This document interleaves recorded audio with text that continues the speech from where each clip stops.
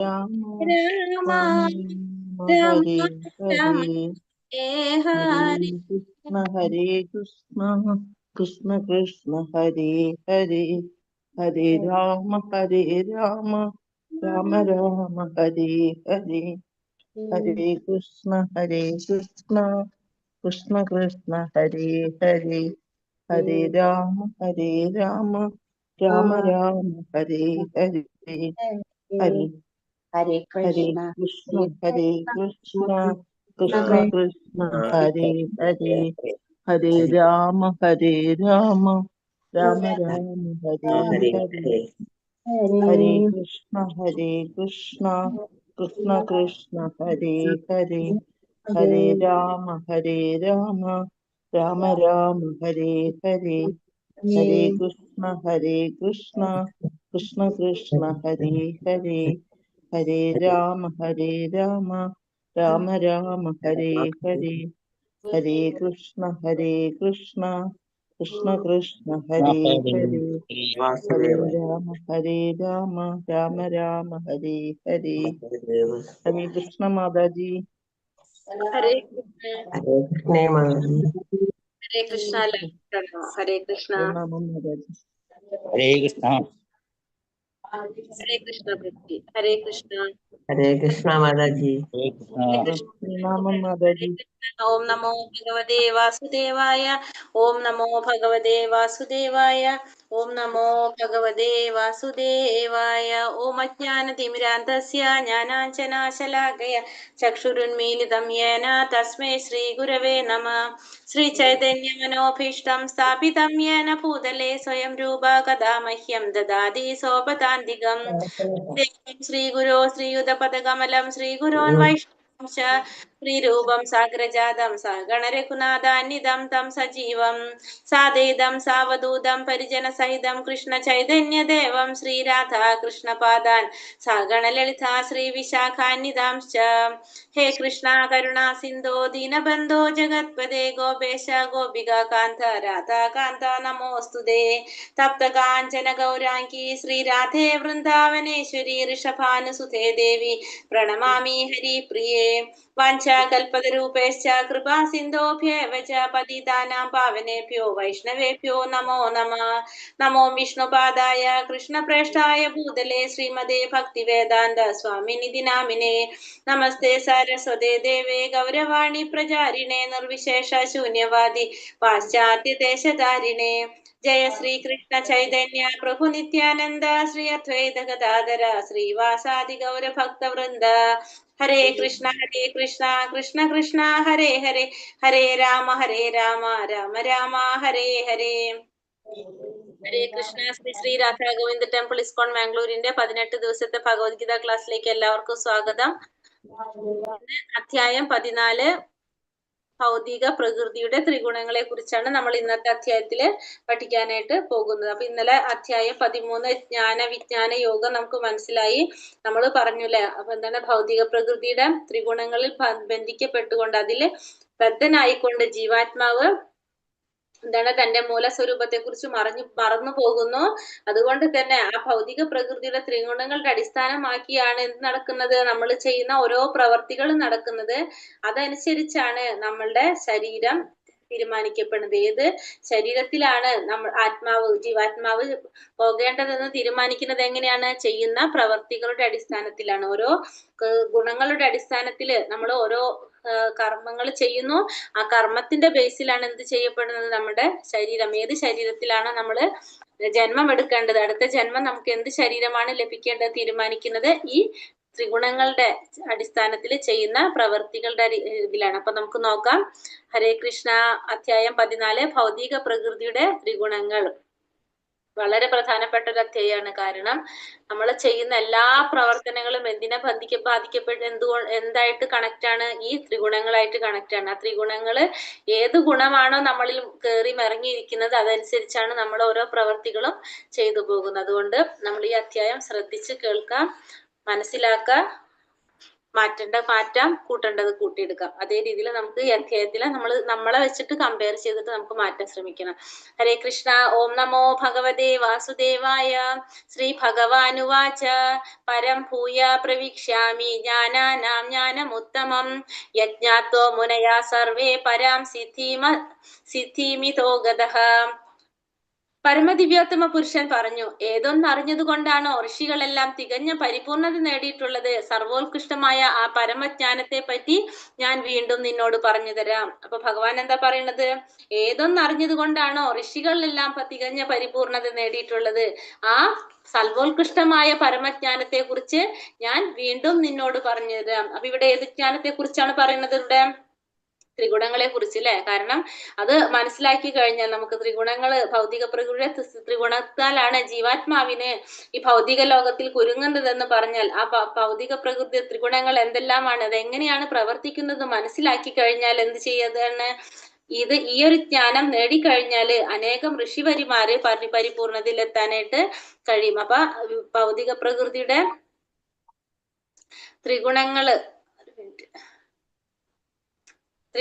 കുറിച്ചുള്ള ഈ ഒരു ജ്ഞാനം നേടിക്കഴിഞ്ഞാൽ ആധ്യാത്മിക ലോകത്തിലേക്ക് കടക്കാനായിട്ട് സാധിക്കും. ഈ ജ്ഞാനത്തെയാണ് ഭഗവാൻ ഇവിടെ ഭംഗിയായിട്ട് നമുക്ക് വിശദീകരിച്ച് തരുന്നത്. അപ്പൊ ഏത് ജ്ഞാനമാണത്? ഭൗതിക പ്രകൃതിയിലെ ത്രിഗുണങ്ങളെ കുറിച്ചിട്ടുള്ള ഈ ഒരു ജ്ഞാനം. അതറിഞ്ഞത് കൊണ്ടാണ് ഋഷികൾക്കെല്ലാം തികഞ്ഞ പരിപൂർണത നേടിയിട്ട് സർവോത്കൃഷ്ടമായ ആ ജ്ഞാനത്തെ കുറിച്ച് ഭഗവാൻ പറഞ്ഞു തരാണ് അർജുനന്റെ അടുത്ത് വീണ്ടും. ഇതം ജ്ഞാനമുപാശ്രിത്യ മമ സ്വാധർമ്മ്യമാകതഃ സർഗോപി നോപജായന്തേ പ്രളയേനാവ്യഥിന്തിച. ഈ ജ്ഞാനത്തിൽ ഉറച്ചു നിൽക്കുന്നത് കൊണ്ട് എന്റേതിനു സമാനമായ അതീന്ദ്രിയ ഭാവത്തെ പ്രാപിക്കാൻ കഴിയും. അങ്ങനെ ഉറച്ചു നിന്നു കഴിഞ്ഞാൽ ഒരുവൻ സൃഷ്ടികാലത്ത് ജനിക്കുകയുമില്ല, പ്രളയകാലത്ത് ആകുല ചിത്തനാവുകയുമില്ല. അപ്പൊ ഈ ഒരു ജ്ഞാനത്തിൽ ഉറച്ചു നിന്നു കഴിഞ്ഞാല് എന്റേതിന് സമാനമായ അതീന്ദ്രിയ ഭാവത്തെ പ്രാപിക്കാനായിട്ട് സാധിക്കുന്ന ഭഗവാൻ പറയുന്നത്. അപ്പൊ ഈ ഒരു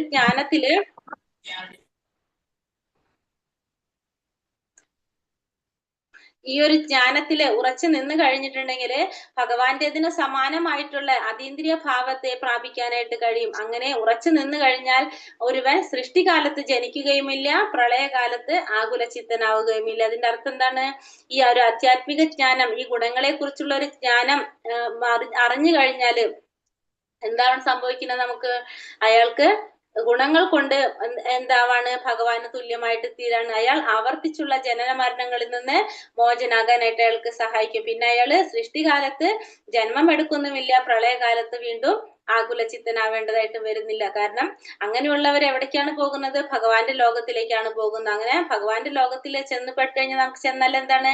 ഭഗവാന്റെ സേവനത്തിൽ ഏർപ്പെട്ട് എപ്പോഴും ഭഗവാന്റെ പാതാരവിന്ദങ്ങളിൽ മനസ്സുറപ്പിച്ചുകൊണ്ട് നമുക്ക് അവിടെ നിൽക്കാനായിട്ട് സാധിക്കും. അങ്ങനെ ഉള്ള ഭക്തന്മാരുടെ മുക്തി നേടിക്കഴിഞ്ഞാലും അവർക്ക് എന്ത് നഷ്ടാകുന്നില്ല? അവരുടെ വ്യക്തിപ്രഭാവം നഷ്ടമാകുന്നില്ല. അങ്ങനെ ഭൗതിക പ്രകൃതിയിൽ നിന്ന് മറികടന്ന് അവർക്ക് എങ്ങോട്ട് പ്രാപിക്കാൻ സാധിക്കാണ്? ഭഗവാന്റെ ഗോലോക വൃന്ദാവനത്തിലേക്ക് കടക്കാനായിട്ട് അവർക്ക് സാധിക്കാണ്. അവിടെ ഭഗവാനെ സേവിച്ച് അവർക്ക് നിൽക്കാനായിട്ട് സാധിക്കാണ്. നമ്മൾ കണ്ടു കഴിഞ്ഞില്ല ഗോലോക വൃന്ദാവനത്തില് പരിശുദ്ധ ഭക്തന്മാരുള്ളതൊക്കെ നമുക്ക് മനസ്സിലായി. അപ്പൊ ഭൗതിക ലോകത്തിൽ നിന്ന് കിട്ടുന്ന അറിവ് എന്താണ്? ഈ ഭൗതിക പ്രകൃതിയുടെ ത്രിഗുണങ്ങളാൽ എന്താണ്? അത് ദൂഷിതമായിട്ടുള്ളതാണ്. ഈ ത്രിഗുണങ്ങൾ ബാധിക്കാത്ത, ഈ ദൂഷിതമാകാത്ത ഈ ഒരു ജ്ഞാനത്തെയാണ് നമ്മൾ എന്ത് പറയുന്നത്? അതീന്ദ്രിയമായ ജ്ഞാനം എന്ന് പറയുന്നത്. ആ അതീന്ദ്രിയമായ ജ്ഞാനത്തിന്റെ ആ ഒരു നിലവാരത്തിലേക്ക്, അതീന്ദ്രിയമായ ആ ഒരു സ്ഥിതിയിലേക്ക് ജീവാത്മാവ് എത്തിപ്പെടാണ്. അപ്പോഴാണ് പരമപുരുഷന്റെ ആ ഒരു എന്തിലേക്ക് എത്തുന്നത്? നിലവാരത്തിലേക്ക് എത്തുന്നത്. അങ്ങനെ നമുക്ക് എന്തിൽ ചെയ്യാൻ സാധിക്കണം? അപ്പൊ അത് മനസ്സിലാക്കി കഴിഞ്ഞാൽ സ്വാഭാവികമായിട്ട് എന്താണ്? നമ്മൾ അതിൽ നിന്ന് മോചനം നേടാനായിട്ട് നമ്മൾ ശ്രമിക്കും. അങ്ങനെയുള്ളവന് എന്താണ്? സൃഷ്ടികാലത്ത് ജന്മം എടുക്കേണ്ടതായിട്ടും വരുന്നില്ല, പിന്നെ പ്രളയകാലത്ത് ആകുല ചിത്തനാവേണ്ടതായിട്ടും വരുന്നില്ല. ഇനി ഭഗവാൻ എന്താ പറയുന്നത്? ഭഗവാൻ എന്താ പറഞ്ഞത്? നാ സർവയോനീഷു കൗന്ദേയ മൂർത്തയാ സംഭവന്തിയഃ താസാം ബ്രഹ്മ മഹദ്യോ നിരഹം ബീജ പ്രതാപിത. ഹേ കുന്തി പുത്ര, നാനാരൂപേണയുള്ള ശരീരത്തിൽ ജന്മമെടുക്കുന്നത് നാനാരൂപേണയുള്ള ജീവിവർഗങ്ങൾക്കെല്ലാം ഈ ഭൗതിക പ്രകൃതിയിൽ ജന്മമെടുക്കാൻ അവസരം നൽകിയത് ഞാനാണ്. അവയുടെ ബീജപ്രദാതാവായ പിതാവും ഞാൻ തന്നെയാണെന്നറിയണം. അപ്പൊ എന്താ പറയണത്? കുന്തിപുത്ര അർജുനനോട് പറയാണ്, നാനാരൂപേണയുള്ള ജീവിവർഗങ്ങൾക്കെല്ലാം ഈ ഭൗതിക പ്രകൃതിയിൽ ജന്മമെടുക്കാൻ അവസരം നൽകിയത് ആരാണ്? ഞാൻ തന്നെയാണ്. അപ്പൊ എല്ലാ ജീവജാലങ്ങൾക്കും ജന്മമെടുക്കാൻ അവസരം നൽകിയത് ആരാണ്? ഭഗവാൻ തന്നെയാണ്. അവയുടെ ബീജപ്രദാതാവായ പിതാവും ഞാൻ തന്നെ എന്നറിയണം. അപ്പൊ എല്ലാതും ആരിൽ നിന്നാണ് ജന്മമെടുക്കുന്നത്? ഭഗവാനിൽ നിന്നാണ്. എല്ലാവർക്കും ബീജം പ്രദാനം ചെയ്തത് ഭഗവാൻ തന്നെയാണെന്ന് മനസ്സിലാക്കണം. അതായത് ഭൗതിക പ്രകൃതിയല്ല, അത് ജീവജാലങ്ങളുടെ എല്ലാം ഉൽപ്പത്തിക്ക് കാരണം ഈ ഭൗതിക പ്രകൃതിയല്ല, ആരാണ്? ഭഗവാൻ തന്നെയാണെന്ന് പറയാണ്. അത് ഉദാഹരണം പറയുന്നത്, ഒരു അരി കുറെ അരിയുള്ള അരിക്കൂമ്പാരത്തില് തേളുകൾ മുട്ടയിടും. പക്ഷെ നമുക്ക് തോന്നുന്ന എന്താണ്? തേളുകൾ മുട്ടിട്ട് കഴിഞ്ഞാൽ അരിയിൽ നിന്ന് തേള് വരില്ല. തേള് പറക്കുമ്പോ നമുക്ക് തോന്നും അരിയിൽ നിന്നാണ് തേള് വരുന്നത്. പക്ഷെ അതെന്താണ്? ആ അരിക്കൂമ്പാരത്തില് തേളുകൾ മുട്ട കൊണ്ടാണ് തേൾക്കുഞ്ഞുങ്ങൾ ഉണ്ടാകുന്നത്. അതുപോലെ തന്നെ ജീവജാലങ്ങളുടെ ഉൽപ്പത്തിക്ക് കാരണം ആരാണ്? ഭൗതിക പ്രകൃതിയല്ല, ഭഗവാനാണ്. ഭൗതിക പ്രകൃതിയുടെ സൃഷ്ടികൾ എന്ന മട്ടിൽ പുറത്തു വന്നാലും അവയ്ക്ക് ബീജം പ്രദാനം ചെയ്തത് ആര് തന്നെയാണ്? ഭഗവാൻ തന്നെയാണ്. അപ്പോ ഓരോരുത്തരും അവരവർ ചെയ്ത കർമ്മത്തിന്റെ അടിസ്ഥാനത്തിൽ സുഖമാണോ ദുഃഖമാണോ അത് അനുഭവിക്കാനായിട്ട് ഈ ഭൗതിക പ്രകൃതിയില് സൃഷ്ടിക്കുന്ന വ്യത്യസ്ത രൂപത്തിലുള്ള ശരീരങ്ങൾ സ്വീകരിക്കേണ്ടി വരും. ഇതാണ് ഓരോരുത്തരുടെയും ആവിർഭാവത്തിന് കാരണം. ഈ ഭൗതിക പ്രകൃതിയിൽ എല്ലാവരും ജന്മമെടുക്കുന്നതിന്റെ കാരണം അതാണ്. പക്ഷെ എന്താണ്? ഭൗതിക പ്രകൃതിയിൽ ജന്മം എടുക്കാൻ അവസരം നൽകിയത് ഭഗവാൻ തന്നെയാണ്. ഭഗവാനാണ് ഓരോരുത്തരുടെയും പിതാവ്, അല്ലാതെ ഭൗതിക പ്രകൃതി അല്ല. ശ്രീകൃഷ്ണ ഭഗവാനാണ് ജീവാത്മാക്കൾക്കെല്ലാം ആദ്യ പിതാവ് എന്ന് ഈ ശ്ലോകം സ്പഷ്ടമാക്കുന്നത്. അപ്പൊ ഭഗവാനാണ് ഈ ജീവാത്മാക്കളുടെ എല്ലാം ആദ്യ പിതാവ് എന്നതിലൂടെ നമുക്ക് മനസ്സിലാക്കി തരാണ്. ഭൗതികവും ആത്മീയവുമായ പ്രകൃതികളുടെ സംയോഗമാണ് ജീവാത്മാക്കൾ. ജീവാത്മാക്കൾ എന്ന് പറഞ്ഞാല് ഭൗതികമായിട്ടുള്ളതും ആത്മീയമായിട്ടുള്ള ഭൗതിക പ്രകൃതിയുടെ സംയോഗമാണ് ജീവസത്തകൾ. അങ്ങനെയുള്ള ജീവസത്തകൾ ഭൂലോകത്തിൽ മാത്രമല്ല ബ്രഹ്മാവ് വാഴുന്ന സമുന്നത ഗ്രഹത്തിൽ പോലും കാണപ്പെടുന്നു. അപ്പൊ ജീവാത്മാക്കള് നമ്മൾക്ക് 14 ലോകങ്ങൾ നമ്മൾ കണ്ടു. 14 ലോകത്തിലെ 7ാമത്തെ ലോകം ഭൂലോകം. ഈ ഭൂലോകത്തില് മാത്രമല്ല എവിടെയുണ്ട്? ബ്രഹ്മാവ് വാഴുന്ന സമുന്നത ഗ്രഹത്തിൽ പോലും കാണപ്പെടുന്നു. ബ്രഹ്മാവ് വാഴുന്ന ലോകം ഏതാണ്? സത്യലോകം, അതല്ലെങ്കിൽ ബ്രഹ്മലോകം. ഏറ്റവും മുകളിൽ കണ്ട 14 ലോകത്തിൽ ഏറ്റവും മുകളിൽ കണ്ട ലോകം. ആ ബ്രഹ്മാവ് വാഴുന്ന സത്യലോകത്തില് അല്ലെങ്കിൽ ബ്രഹ്മലോകത്തിൽ വരെ കാണപ്പെടുന്നു. ഭൂമിക്കുള്ളിലും വെള്ളത്തിലും അഗ്നിയിൽ പോലും ജീവികളുണ്ട്. എല്ലായിടത്തും ജീവാത്മാക്കളുണ്ട്, ജീവസത്തകളുണ്ട്. അപ്പൊ 84 ലക്ഷം ജീവാത്മാക്കളുണ്ടല്ലോ. അപ്പൊ ഭൂമിക്കുള്ളിലാവാം, വെള്ളത്തിലാവാം, അഗ്നിയിലാവാം, എല്ലായിടത്തും എന്തുണ്ട്? ജീവാത്മാക്കളുണ്ട്. 84 ലക്ഷം ജീവാത്മാക്കള് അത് ഭൂമിയിലോ വെള്ളത്തിലോ അഗ്നിയിലോ കരയിലോ എവിടെ വേണമെങ്കിലും നമുക്ക് കാണാനായിട്ട് സാധിക്കും. ഇത് എവിടെയാണ്? നമ്മളെ ഭൂലോകത്ത് മാത്രമല്ല ബ്രഹ്മാവ് വാഴുന്ന സമുന്നത ഗ്രഹത്തിൽ പോലും ഈ ജീവാത്മാക്കളെല്ലാം കാണപ്പെടുന്നു. പക്ഷെ ഈ ജീവാത്മാക്കളുടെ എല്ലാം ആദ്യത്തെ പിതാവ് ആരാണ്? ആദ്യ പിതാവ് ഭഗവാനാണ്. അപ്പൊ എല്ലാവരുടെയും ആദ്യ പിതാവ് ഭഗവാൻ തന്നെയാണ്. നമ്മളെല്ലാം അപ്പൊ ഒരു അച്ഛന്റെ മക്കളാണ് നമ്മളൊക്കെ. അപ്പൊ ഇവിടെ നമ്മളിപ്പോ പറഞ്ഞ പോലെ തന്നെ ഭൂമിക്കടിയിലും വെള്ളത്തിലും ഗൃഹത്തിലും എല്ലാവിടും എന്തുണ്ട്? ഈ ജീവാത്മാക്കളുണ്ട്. ഇവരുടെ എല്ലാം പിതാവ് ആരാണ്? എല്ലാവരിലും കുടികൊള്ളുന്നത് ഭഗവാനാണ്. ഭഗവാനാണ് ഇവർക്കൊക്കെ ജന്മം നൽകാനായിട്ട് അവസരം നൽകിയത്. സത്വം രജസ്തമാ ഇതി ഗുണ പ്രകൃതി സംഭവാഹ നിബധന്തി മഹാബാഹോ ദേഹേ ദേഹീനം അവ്യയം. ഹേ മഹാബാഹുവായ അർജുന, 3 ഗുണങ്ങൾ അടങ്ങിയതാണ് ഭൗതിക പ്രകൃതി. അപ്പൊ ഭൗതിക പ്രകൃതി എന്ന് പറയുന്നത് 3 ഗുണങ്ങൾ അടങ്ങിയതാണ്. ഇത് ഏതൊക്കെയാണ്? സത്വഗുണം, രജോ ഗുണം, തമോ ഗുണം. ശാശ്വതനായ ജീവാത്മാവിന് പ്രകൃതി സംയോഗം ഉണ്ടാകുന്നതോടെ അത് ഗുണങ്ങളാൽ ബദ്ധനാകുന്നു. അപ്പൊ ജീവാത്മാവ് ശാശ്വതനാണ്. പക്ഷെ എന്താ സംഭവിക്കുന്നത്? ഈ ഭൗതിക പ്രകൃതിയുടെ സംയോഗത്തിലൂടെ അതിനെന്ത് സംഭവിക്കാണ്? അത് ഗുണങ്ങളാൽ ബന്ധിക്കപ്പെടാണ് ചെയ്യുന്നത്. ഇത് ഏതെങ്കിലും ഒരു ഗുണങ്ങള് അതിനെ ബന്ധിക്കുന്നു. ശരിക്കും ജീവാത്മാവ് ഭൗതിക പ്രകൃതിയിൽ എത്തുന്നവരെ എങ്ങനെയാണ്? അത് ശാശ്വതനായിട്ടുള്ളതാണ്. അതിന് മാലിന്യങ്ങളൊന്നും സംഭവിക്കുന്നില്ല. പക്ഷെ ഈ ഭൗതിക പ്രകൃതിയുടെ സംയോഗത്തോടു കൂടി അത് ഗുണങ്ങളാൽ ബദ്ധനായി തീരാണ് ചെയ്യുന്നത്. അപ്പൊ 3 ഭൗതിക പ്രകൃതിയുടെ ത്രിഗുണങ്ങൾ ഏതൊക്കെയാണ്? സത്വഗുണം, രജോ ഗുണം, തമോ ഗുണം. ഇനി ഓരോ ഗുണത്തിനെ കുറിച്ച് എടുത്തു പറയാണ്. തത്ര സത്വം നിർമ്മലത്വാ പ്രകാശ ഗമനാമയം സുഖസംഖ്യേന ബദ്ധാതി ജ്ഞാന സംഖ്യേന ചാനഘ. ഹേ പുണ്യാത്മാവേ, മറ്റുള്ളവയെ അപേക്ഷിച്ച് വിശുദ്ധമാകിയാൽ സത്വഗുണം പ്രകാശമാനവും എല്ലാ പാപങ്ങളിൽ നിന്നും മോചിപ്പിക്കുന്നതുമാണ്. ആ ഗുണത്തിൽ സ്ഥിതി ചെയ്യുന്നവർ സുഖത്താലും ജ്ഞാനത്താലും ബദ്ധരാക്കപ്പെടും. അപ്പൊ എന്താ പറഞ്ഞത്? മറ്റുള്ളവയെ അപേക്ഷിച്ച് വിശുദ്ധമാണ് ഏത് ഗുണം? സത്വഗുണം. പ്രകാശമാനമാണത്, എല്ലാ പാപങ്ങളിൽ നിന്നും മോചിപ്പിക്കുന്നതുമാണ്. ആ ഗുണത്തിൽ സ്ഥിതി ചെയ്യുന്നവർ സുഖത്താലും ജ്ഞാനത്താലും ഭദ്രരാക്കപ്പെടും. അപ്പൊ ആദ്യമായിട്ട് സത്വഗുണത്തെ കുറിച്ചാണ് പറയുന്നത്. സത്വഗുണം വളർത്തിയെടുക്കുന്നതിന്റെ ഫലം എന്താണ്? ഫലം അത് ചെയ്യുന്ന വ്യക്തികള് ഒരു വിധത്തില് ഭക്തരായവരെക്കാൾ ബുദ്ധിമാന്മാരാണ് അവര്. സത്വഗുണത്തിലുള്ളവര് ഭൗതിക സുഖങ്ങൾ അവരധികം ബാധിക്കാറില്ല. ഭൗതിക ജ്ഞാനത്താൽ താൻ പുരോഗമിക്കുകയാണെന്നുള്ളൊരു ബോധം ആർക്കുണ്ടാവും? ഈ സത്വഗുണത്തിലുള്ളവർക്കുണ്ടായിരിക്കും. അപ്പൊ സത്വഗുണത്തിൽ ഉണ്ടായിരിക്കേണ്ട ബ്രാഹ്മണൻ ഒരു മാതൃകയാണ്. സത്വഗുണ പ്രഭാവം പാപപ്രതികരണങ്ങളിൽ നിന്ന് ഏറെക്കുറെ മോചിപ്പിക്കുന്നു. ഇതൊക്കെ എന്തിന്റെ ഗുണങ്ങളാണ്? സത്വഗുണത്തിലുള്ളവരുടെ ഗുണങ്ങളാണ്. സത്വഗുണം ജ്ഞാനത്തെയും സന്തോഷത്തെയും ഉളവാക്കുന്നു. അപ്പൊ ജ്ഞാനവും സന്തോഷവും ഉളവാക്കുന്നത് ഏതാണ്? സത്വഗുണാണ്. പക്ഷെ സത്വഗുണക്കാർക്കുള്ള ഒരു പ്രോബ്ലം എന്താണെന്ന് വെച്ചിട്ടുണ്ടെങ്കിൽ, താൻ മറ്റുള്ളവരെക്കാൾ വളരെ ശ്രേഷ്ഠനാണ്, ജ്ഞാനത്തിൽ വളരെ മുന്നേറിയ ഒരാളാണെന്നുള്ളൊരു തോന്നൽ ആർക്കുണ്ടാവും? ഈ സത്വഗുണത്തിലുള്ളവർക്ക് ഉണ്ടായിരിക്കും. അതുകൊണ്ട് അവർക്ക് എന്ത് വരാം? അഹങ്കാരം അവരെ ബാധിക്കാനായിട്ട് സാധ്യതയുണ്ട്. ഇങ്ങനെ ഒരു പ്രോബ്ലം ആർക്ക് വരുന്നുണ്ട്? സത്വഗുണത്തിലുള്ളവർക്ക് വരുന്നുണ്ട്. അപ്പൊ അത് മാത്രമാണ് അവരുടെ ഒരു പ്രോബ്ലം ആയിട്ട് നമ്മൾ പറയുന്നത്. സത്വഗുണത്തിലുള്ളവര് എന്താണ് പറയുന്നത്? അപ്പൊ സത്വഗുണത്തിലുള്ളവര് ബുദ്ധിമാന്മാരായിരിക്കും. ജ്ഞാനത്താലും സന്തോഷത്താലും ജ്ഞാനത്താലും അവര് ഭക്തരാക്കപ്പെട്ടുകൊണ്ടിരിക്കുകയാണ് അല്ലെ. അവർ ജ്ഞാനം ഉണ്ടാവും, അവർക്ക് സന്തോഷം ഉണ്ടാവും. പിന്നെ ഈ ഗുണത്തില് പ്രകാശമാനമായിരിക്കും, എല്ലാ പാപങ്ങളിലും മോചിപ്പിക്കുന്നതായിരിക്കും. പക്ഷെ ഇവരുടെ ഒരു പ്രോബ്ലം പറയുന്നത് ഇത് മാത്രം, അവർക്ക് അവരെല്ലാവരെക്കാളും അറിവുള്ളവരാണെന്നുള്ള തോന്നൽ ആർക്കുണ്ടാവും? സത്വഗുണത്തിലുള്ളവർക്ക് ഉണ്ടാവും. അടുത്തത് രജോ ഗുണത്തെ കുറിച്ച് പറയണേ. രജോ രാഗാത്മകം വിധി തൃഷ്ണ സംഘാസമുദ്ഭവം തന്നിഭക്താദി കൗന്ദേയ കർമ്മ സംഘേന ദേഹിനം. അല്ലയോ കുന്തി നന്ദന, അളവറ്റ തൃഷ്ണാധിക്യത്താൽ നിന്നുളവാകുന്നതത്ര രജോ ഗുണം. ദേഹസ്ഥനായ ജീവനെ അത് ഭൗതികമായ ഫലോദിഷ്ട കർമ്മങ്ങളിൽ കുടുക്കിയിടുന്നു. ഇനെന്താണ്? രണ്ടാമത്തതാണ് രജോ ഗുണം. രജോ ഗുണം എന്ന് വെച്ചിട്ടുണ്ടെങ്കിൽ അളവറ്റ തൃഷ്ണാധിക്യത്താൽ, ഭയങ്കര തൃഷ്ണ ആഗ്രഹം കൊണ്ടുണ്ടാകുന്നതാണ് എന്ത്? രജോ ഗുണം. ദേഹസ്ഥനായ ജീവൻ അത് ഭൗതികമായ ഫലോദിഷ്ട കർമ്മങ്ങളിൽ കുടുക്കിയിടുന്നതാണ് ഇത് രജോ ഗുണം. ഇപ്പൊ രജോ ഗുണത്തിന്റെ മെയിൻ ആയിട്ടുള്ള പ്രോബ്ലം സ്ത്രീ പുരുഷന്മാർ തമ്മിലുള്ള ഒരു ആസക്തി. അത് രജോ ഗുണം കൂടിക്കഴിഞ്ഞാലാണ് ഇത് ഉണ്ടാകുന്നത്, മുഖ്യ സ്വഭാവം. പിന്നെ രജോ ഗുണം വളരുമ്പോൾ എന്താണ്? ഭൗതിക സുഖത്തിനോടുള്ള ഒരു താല്പര്യം, ഒരു ആസക്തി കൂടിക്കൊണ്ടേയിരിക്കും, അത് വളർന്നുകൊണ്ടിരിക്കും. ഇന്ദ്രിയ ആസക്തി, ഇന്ദ്രിയ സുഖങ്ങൾ അനുഭവിക്കാനുള്ള ഒരു ആഗ്രഹം കൂടുതൽ എന്തിലുണ്ടാവുന്നത്? രജോ ഗുണത്തിലാണ് ഉണ്ടാവുന്നത്. നമുക്ക് ഇനിയും വേണം വേണം എന്നുള്ളൊരു ആഗ്രഹം, എന്ത് കിട്ടിയാലും തൃപ്തി വരാത്തൊരു സ്വഭാവം ആരുടെ? ഈ രജോ ഗുണക്കാരുടെ. അതായത് നമുക്കിപ്പോ എത്ര പൈസ കിട്ടിക്കഴിഞ്ഞാലും ഇനിയും വേണമെന്ന് തോന്നും. ഒരു വീടുണ്ടെങ്കിൽ ആ ഒരു വീട് പോരാ, ഇതിനേക്കാളും നല്ല വീട് വേണം തോന്നാം.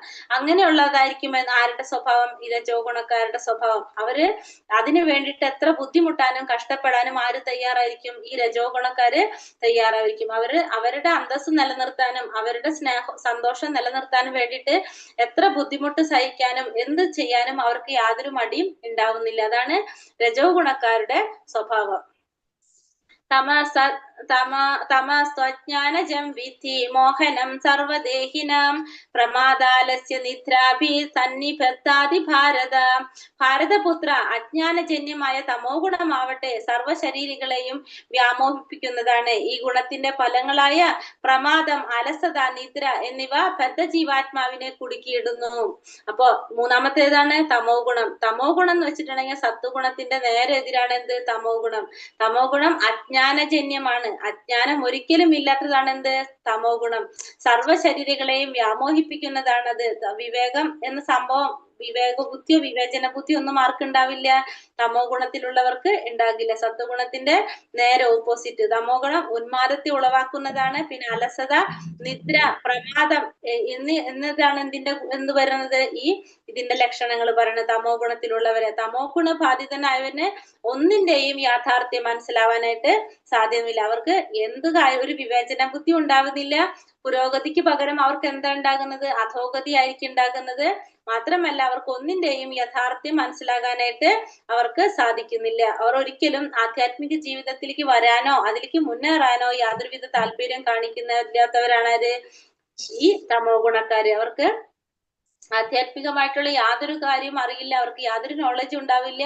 അവർക്ക് അജ്ഞാനജന്യമാണ് എന്ത് തമോ ഗുണം എന്ന് പറയുന്നത്. അപ്പൊ പ്രമാദം, അപ്പൊ എന്താ തമോ ഗുണത്തില് ആവശ്യത്തിലേറെ ഉറങ്ങുന്നത് തമോ ഗുണത്തിലെ മറ്റൊരു ലക്ഷണം പറയുന്നതാണ്. ആവശ്യത്തിൽ കൂടുതൽ കിടന്ന് ഉറങ്ങുന്നതും തമോ ഗുണത്തിലുള്ളവരുടെ ഒരു ലക്ഷണം. ഒരു മനുഷ്യന് ഒരു ദിവസത്തിൽ 6 മണിക്കൂർ ഉറങ്ങേണ്ട ആവശ്യമുള്ളൂ. പക്ഷെ തമോ ഗുണത്തിലുള്ള ഒരാൾ എന്താണ് 10ഓ 12ഓ മണിക്കൂർ കിടന്ന് ഉറങ്ങുന്നതും തമോ ഗുണത്തിലുള്ളവരുടെ ഒരു ലക്ഷണമാണ്. അപ്പൊ എന്താണ് ലഹരി പദാർത്ഥങ്ങൾ ഉപയോഗിക്കുക, ഇതൊക്കെ എന്താണ് തമോ ഗുണത്തിലുള്ളവര് ചെയ്യുന്ന കാര്യങ്ങളാണ്. ഓരോ സത്വഗുണത്തിലുള്ളവർ, ഇപ്പൊ നമുക്കറിയാം ഏറ്റവും മുകളിൽ ആ മിൽക്ക് ഫ്രഷ് വെജൊക്കെ ഉള്ളത് സത്വഗുണത്തിൽ വന്നു. പിന്നെ ഈ മീറ്റും ഇതൊക്കെ എന്താണ് തമോ ഗുണം വന്നു, ഇത് രജോ ഗുണം വന്നു. അപ്പൊ ഓരോ ഗുണത്തിലുള്ളവര് സ്വഭാവങ്ങള്. ഇനി ഈ പക്ഷികളുടെ കാര്യത്തിലും അതേപോലെ തന്നെ ഫസ്റ്റ് കാണുന്നത് എന്താണ്? അരയന്നം. അരയന്നം സത്വഗുണത്തിന് ഉദാഹരണമാണ്. എന്ത്? അരയന്നം. അരയന്നം ശുദ്ധജലത്തിലാണ്. അരയന്നം എപ്പോഴും ശുദ്ധജലത്തിലാണ് അത് കാണപ്പെടുന്നത്. അത് കഴിക്കുന്നതും എല്ലാതും എങ്ങനെയാണ്? വെജിറ്റേറിയൻ ആണ്. അത് ശുദ്ധജലത്തിലും അതേപോലെ തന്നെ ഫുള്ള് എന്താ പറയാ വെജിറ്റേറിയൻ ആണ്, ശുദ്ധജലത്തിലാണ് അത് എപ്പോഴും ഉണ്ടാകുന്നതാണ്. അപ്പൊ സത്വഗുണത്തിന് ഉദാഹരണമാണ് എന്ത്? അരയന്നം. തേനീച്ച രജോ ഗുണത്തിന് എക്സാമ്പിൾ ആണ് എന്ത്? തേനീച്ച. ആവശ്യമുള്ളതിൽ കൂടുതൽ തേൻ അത് സ്വന്തമായിട്ട് സംഭരിച്ച് വെക്കുകയാണ് ചെയ്യുന്നത് അല്ലെ. പക്ഷെ അത് നമ്മളെങ്ങാനും എടുക്കാൻ ചെന്ന് കഴിഞ്ഞാൽ അത് നമ്മളെ കുത്തുകയും ചെയ്യും. അപ്പൊ ഈ തേനീച്ച എന്താണ്? രജോ ഗുണത്തിന് ഉദാഹരണമാണ്. പിന്നെ കാക്ക. കാക്ക നമുക്കറിയാം വൃത്തിയുള്ളതും വൃത്തിയില്ലാത്ത സ്ഥലങ്ങളിൽ ഇങ്ങനെ കൊത്തി വലിച്ചു നടക്കുന്നതാണ് ആര്? കാക്ക. കാക്ക തമോ ഗുണത്തിന് എക്സാമ്പിൾ ആണ് കാക്ക. അപ്പൊ മൂന്നും അരയന്നം സത്വഗുണത്തിൽ വരുന്നു, രജോ ഗുണത്തിൽ തേനീച്ച വരുന്നു, കാക്ക തമോ ഗുണത്തിൽ വരുന്നു. സത്വം സുഖേ സംചയതി രജ കർമ്മണി ഭാരത ജ്ഞാനമാവൃത്യ തൂത മഹാപ്രമാദേ സംചയത്യുത. അല്ലയോ ഭാരതപുത്ര, സത്വഗുണം ഒരാളെ സുഖം കൊണ്ട് ബന്ധിക്കുമ്പോൾ രജോ ഗുണം കാമ്യകർമ്മങ്ങൾ കൊണ്ടാണ് ബന്ധിക്കുക. ജ്ഞാനത്തെ ആവരണം ചെയ്യുന്ന തമോ ഗുണമാകട്ടെ ഉന്മാദം കൊണ്ടും അയാളെ ബന്ധിക്കുന്നു. അപ്പൊ ഇവിടെ എന്താ പറഞ്ഞ? സത്വഗുണം ഒരാളെ സുഖം കൊണ്ട് ബന്ധിക്കുമ്പോൾ, അപ്പൊ സത്വഗുണത്തിലുള്ള വ്യക്തികൾക്ക് എന്താണ്? കുറെ സുഖവും സന്തോഷമൊക്കെ കിട്ടിക്കൊണ്ടിരിക്കും. അവരെ സുഖവും സന്തോഷം കൊണ്ടാണ് അവരെ ബന്ധിക്കപ്പെടുന്നത്. രജോ ഗുണത്തിലാണെങ്കിലോ കാമ്യകർമ്മങ്ങൾ കൊണ്ട്. രജോ ഗുണത്തിലുള്ളവർ നമ്മൾ പറഞ്ഞു അത്യാഗ്രഹം ഉള്ളവരായിരിക്കും. അവരുടെ ആഗ്രഹം നടത്താൻ വേണ്ടിയിട്ട്, അത് നിറവേറ്റാൻ വേണ്ടിയിട്ട് അവർ എന്ത് ചെയ്തുകൊണ്ടിരിക്കുകയാണ്? അവര് അതിനു വേണ്ടിയിട്ട് കിടന്ന് കഠിന പ്രയത്നങ്ങൾ ചെയ്തുകൊണ്ടിരിക്കുകയാണ്. അവര് എന്താണ് പറയാ, അവരുടെ എല്ലാ കർമ്മത്തിന്റെ ഫലം അവർ ആഗ്രഹിച്ചുകൊണ്ട് പ്രവർത്തികൾ ചെയ്തുകൊണ്ടിരിക്കുന്നവരായിരിക്കും രജോ ഗുണത്തിലുള്ളവർ. അവരുടെ ആഗ്രഹങ്ങൾ പൂർത്തീകരിക്കാൻ വേണ്ടി കിടന്ന് കഷ്ടപ്പെട്ടുകൊണ്ടിരിക്കുന്നവരാണ് ആര്? കഠിന പ്രയത്നം ചെയ്തിരിക്കുന്നവരാണ് രജോ ഗുണത്തിലുള്ളവര്. തമോ ഗുണത്തിലുള്ളവരോ ഉന്മാദം കൊണ്ടും അയാളെ ബന്ധിക്കുന്നു. അപ്പൊ ഒന്നാമത് അജ്ഞാനമായിരിക്കും അവര്. അത് മാത്രമല്ല അവരിൽ എന്താണ്? ഉന്മാദവും ആലസ്യതയൊക്കെ ആരുടെ ലക്ഷണങ്ങളാണ്? തമോ ഗുണത്തിലുള്ളവരുടെ ലക്ഷണങ്ങളാണ്. തമോ ഗുണത്തിലുള്ളവര് അവരെ കൊണ്ട് അവർക്കും ഒരു ഉപകാരം ഉണ്ടാവില്ല, മറ്റുള്ളവർക്കും യാതൊരു ഉപകാരം ഉണ്ടാവില്ല. അങ്ങനെയുള്ളവരായിരിക്കും എന്ത്? ഈ തമോ ഗുണത്തില് ഉള്ളവര്. രജസ്തമശ്ചാഭിഭൂയ സത്വം ഭവതി ഭാരത രജസത്വം തമശ്ചൈവ തമസത്വം രജസ്തഥാ. അല്ലയോ ഭാരത, ചിലപ്പോൾ സത്വഗുണം രജസ് തമോ ഗുണങ്ങളെ തോൽപ്പിച്ചുകൊണ്ട് മുന്നേറും. ചിലപ്പോൾ രജസ് സത്വ തമോ ഗുണങ്ങളെ കീഴടക്കുന്നു. മറ്റു ചിലപ്പോൾ തമസ് സത്വ രജസ്സുകളെയും. ഈ വിധത്തിൽ എപ്പോഴും ആധിപത്യത്തിനുള്ള മത്സരം നിലനിൽക്കുന്നു. അപ്പൊ 3 ഗുണങ്ങളും എന്താണ്? ചിലപ്പോ ഓരോന്നും മുന്നിട്ട് നിൽക്കും. ചിലപ്പോ രജോ ഗുണം മുന്നിട്ട് നിൽക്കാം, ചിലപ്പോ സത്വഗുണം മുന്നിട്ട് നിൽക്കാം, ചിലപ്പോ തമോ ഗുണം മുന്നിട്ട് നിൽക്കാം. അപ്പൊ ഏത് ഗുണാണോ മുന്നിൽ നിൽക്കുന്നത് അപ്പൊ ആ ഗുണത്തിനെ തോൽപ്പിച്ചുകൊണ്ട് മറ്റ് 2 ഗുണങ്ങൾ എന്താണ്? ഏതെങ്കിലും 2 ഗുണങ്ങളെ തോൽപ്പിച്ചുകൊണ്ട് ഏതെങ്കിലും ഒരു ഗുണം എപ്പോഴും മുന്നിട്ട് നിൽക്കും. അപ്പൊ ആ ഗുണത്തിന്റെ അടിസ്ഥാനത്തിലാണ് നമ്മുടെ സ്വഭാവം രൂപീകരിക്കപ്പെടുന്നത്. അതുകൊണ്ട് കൃഷ്ണാവബോധത്തിൽ പുരോഗമിക്കാൻ ആഗ്രഹിക്കുന്നവർ എന്ത് ചെയ്യണം? ഈ 3 ഗുണങ്ങളെയും അതിക്രമിക്കാനായിട്ട് ശ്രമിക്കണം. കാരണം ഈ 3 ഗുണങ്ങളുടെ അടിസ്ഥാനത്തിലായിരിക്കും നമ്മളുടെ പെരുമാറ്റങ്ങളും നമ്മളുടെ പ്രവർത്തികളും ഒക്കെ വരുന്നത്. അത് മനസ്സിലാക്കാനായിട്ട് നമുക്ക് സാധിക്കും. അപ്പൊ ഏത് ഗുണം നമുക്ക് സത്വഗുണം വളർത്തിയെടുക്കണമെങ്കിൽ നമ്മൾ എന്ത് ചെയ്യണം? അതിനു വേണ്ട പരിശീലനം നമ്മൾ ചെയ്തുകൊണ്ട് രജോ ഗുണത്തെയും തമോ ഗുണത്തെയും തോൽപ്പിക്കാനായിട്ട് നമ്മൾ ശ്രമിക്കണം. ഈ 3 ഗുണത്തിലും ഏതെങ്കിലും ഒരു ഗുണം എപ്പോഴും മനുഷ്യനെ ബാധിച്ചുകൊണ്ടിരിക്കും. ചിലപ്പോൾ 2 ഗുണങ്ങൾ നമ്മളിൽ കാണാൻ സാധിക്കും. പക്ഷെ നമ്മൾ എന്ത് ചെയ്തുകൊണ്ടിരിക്കണം? അതില് നല്ല ഗുണത്തിന് നമ്മൾ എന്ത് ചെയ്യാൻ ശ്രമിച്ചുകൊണ്ടിരിക്കണം? അത് കൊണ്ടുവരാനായിട്ട് നമ്മൾ ശ്രമിച്ചുകൊണ്ടിരിക്കണം. ആർക്കും പരിശീലനം കൊണ്ട് സത്വഗുണം വളർത്തി രജതമസുകളെ തോൽപ്പിക്കാം. അപ്പൊ പരിശീലനത്തിലൂടെ നമുക്ക് എന്ത് ചെയ്യാൻ സാധിക്കും? രജോ ഗുണത്തിനെ തമോ ഗുണത്തിനെ തോൽപ്പിച്ച് സത്വഗുണത്തിനെ വളർത്തിയെടുക്കാനായിട്ട് സാധിക്കും. രജോ ഗുണം വർദ്ധിപ്പിച്ച് സത്വതമസുകളെ കീഴടക്കാനും തമോ ഗുണത്തെ പോഷിപ്പിച്ച് സത്വരജസ്സുകളെ നശിപ്പിക്കാനും സാധിക്കും. അപ്പൊ ഏത് ഗുണത്തിനായാലും നമുക്ക് എന്ത് ചെയ്യാൻ പരിശീലനത്തിലൂടെ നമുക്കത് പോഷിപ്പിച്ചെടുക്കാനും അതുപോലെ തന്നെ തോൽപ്പിക്കാനും നമുക്ക് സാധിക്കും. ഇങ്ങനെ ഭൗതിക പ്രകൃതിക്ക് 3 ഗുണങ്ങൾ ഉണ്ടെങ്കിലും സ്ഥിരനിശ്ചയതയുള്ളവർക്ക് സത്വഗുണത്തിൽ അനുഗ്രഹീതരാകാം. അപ്പൊ ഇങ്ങനെ ഭൗതിക പ്രകൃതിയിൽ 3 ഗുണങ്ങൾ ഉണ്ടെങ്കിലും സ്ഥിരനിശ്ചയമുള്ളവർക്ക്, മനസ്സിന് നിശ്ചയദാർഢ്യമുള്ളവർക്ക് എന്ത് ചെയ്യാൻ സാധിക്കും? ഈ സത്വഗുണത്തിൽ തന്നെ നിൽക്കാനായിട്ട് സാധിക്കും. സത്വഗുണത്താല് അനുഗ്രഹീതരാകാനായിട്ട് സാധിക്കും. അതിനെയും അതിക്രമിച്ച വാസുദേവാവസ്ഥ എന്ന വിശുദ്ധ സത്യത്തിൽ ഉത്തം. അപ്പൊ ഇതിനേക്കാളും കൂടുതൽ ഉയരാനായിട്ട് സാധിച്ചാൽ എന്താണ്? പരിശുദ്ധ ഭക്തന്മാർക്ക് എവിടേക്ക് എത്താൻ സാധിക്കും? വിശുദ്ധ സത്വത്തിലോട്ട് ഉയരാനായിട്ട് സാധിക്കും. അതായത് സത്വഗുണത്തിനും നമ്മൾ കുറച്ച് പ്രോബ്ലംസ് പറയില്ലേ? അപ്പൊ ഈ സത്വഗുണത്തിനെയും അതിക്രമിച്ച് നമുക്ക് എവിടേക്ക് എത്താം? വിശുദ്ധ സത്വത്തിലേക്ക് ഉയരാനായിട്ട് സാധിക്കും. ഇവിടെയാണ് ഒരാൾ ഈശ്വര ശാസ്ത്രാഭിജ്ഞനാകുന്നത്. ഒരു മനുഷ്യനിൽ ഏത് ഗുണത്തിനാണ് സ്വാധീനത എന്നത് അയാളുടെ പ്രത്യേക പ്രവർത്തനത്തിൽ നിന്ന് മനസ്സിലാക്കാം. അപ്പൊ ഓരോരുത്തരിലും ഏത് ഗുണമാണ് മുന്നിൽ നിൽക്കുന്നതെന്ന് അവരുടെ പ്രവൃത്തിയിലൂടെയും അവരുടെ സ്വഭാവത്തിലൂടെ നമുക്ക് മനസ്സിലാക്കാനായിട്ട് സാധിക്കും. എപ്പോഴും നമ്മൾ എന്ത് ചെയ്യണം? വിശുദ്ധ സത്വത്തിലോട്ട് ഉയരാനാണ് നമ്മൾ ശ്രമിക്കേണ്ടത്. കാരണം സത്വഗുണത്തിനും ലിമിറ്റേഷൻസ് പറയുന്നുണ്ട്. പക്ഷെ അപ്പൊ നമ്മൾ എന്ത് ചെയ്യണം? സത്വഗുണത്തിന് വിശുദ്ധ സത്വത്തിലോട്ട് ഉയരാനായിട്ട് സാധിക്കും. പക്ഷെ കമ്പാരിറ്റീവ്ലി മറ്റുള്ളതിനെ അപേക്ഷിച്ച് നോക്കുമ്പോൾ സത്വഗുണം നല്ലതാണ് നമുക്ക് പറയാനായിട്ട് സാധിക്കും. 3 ഗുണങ്ങളും അങ്ങോട്ടും ഇങ്ങോട്ടും ജീവാത്മാവിനെ പിടിച്ചു വലിച്ചുകൊണ്ടിരിക്കുകയാണല്ലോ. അപ്പൊ ഏതെങ്കിലും ഒരു ഗുണത്തിന്റെ സ്വാധീനത്തിലാണ് അത് പ്രവർത്തിച്ചു പോരുന്നത്.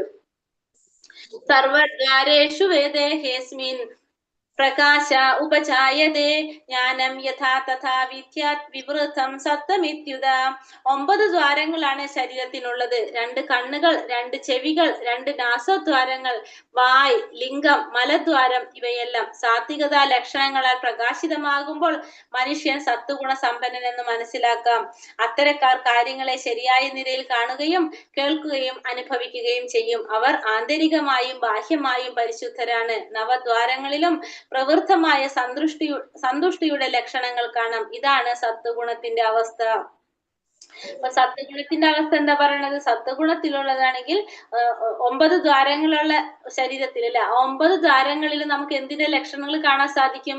സാത്വികതാ ലക്ഷണങ്ങൾ സാധിക്കും. അത് പ്രകാശിതമാകുമ്പോൾ മനുഷ്യൻ സത്വഗുണ സമ്പന്നനാണെന്ന് മനസ്സിലാക്കാനായിട്ട് നമുക്ക് സാധിക്കും. അത്തരക്കാർ ശരിയായ രീതിയിൽ കാര്യങ്ങളെ നോക്കിക്കാണുകയും കേൾക്കുകയും അനുഭവിക്കുകയും ചെയ്യുന്നു. അവർ ആന്തരികമായും ബാഹ്യമായും പരിശുദ്ധരാണ്. നവദ്വാരങ്ങളിലും പ്രവൃത്തമായ സന്തുഷ്ടിയുടെ ലക്ഷണങ്ങൾ കാണാം. ഇതാണ് സത്വഗുണത്തിന്റെ അവസ്ഥ. അപ്പൊ അവർ ആന്തരികമായിട്ടും ബാഹ്യമായിട്ടും അവർ പരിശുദ്ധരായിരിക്കും. പിന്നെ സത്വഗുണത്തിലുള്ളവരെന്താണ്? ശരിയായ രീതിയിൽ കാര്യങ്ങൾ കാണുകയും കേൾക്കുകയും അനുഭവിക്കുകയും ചെയ്യുന്നവരാണ് സത്വഗുണത്തിലുള്ളവർ. അപ്പൊ ഏതൊരു കാര്യമായാലും അവര് ശരിയായ രീതിയിലായിരിക്കും ആ കാര്യങ്ങൾ കേൾക്കുകയും ചെയ്യുന്നത്, അനുഭവിക്കുകയും ചെയ്യുന്നത്, പിന്നെ അതുപോലെ തന്നെ കാണുകയും ചെയ്യുന്നത്. അപ്പൊ അതിന്റെ നെഗറ്റീവ് വശങ്ങൾ ആര് കാണുന്നുണ്ടാവില്ല? സാത്വിക സ്വഭാവത്തിലുള്ളവർക്ക് കാണുന്നില്ല. ലോഭ പ്രവൃത്തിരാരംഭ കർമ്മണാമശമസ്പൃഹ രാജസ്തേതാനി ജായന്തേ രജസ്തേത്യാനി ജായന്തേ വിവൃതേ ഭരതർഷഭ. ഹേ ഭരതശ്രേഷ്ഠ, രജോ ഗുണം വർദ്ധിക്കുമ്പോൾ അതിയായ ആസക്തി, ഫലോധിഷ്ഠമായ പ്രവർത്തനം, കഠിനമായ പ്രയത്നം, അടക്കാനാവാത്ത ആഗ്രഹം, മോഹാവേശം എന്നീ ലക്ഷണങ്ങൾ ഉണ്ടാകുന്നു. ഇനി രജോ ഗുണം വർദ്ധിച്ചു വന്നാൽ എന്താണ് സംഭവിക്കുന്നത്?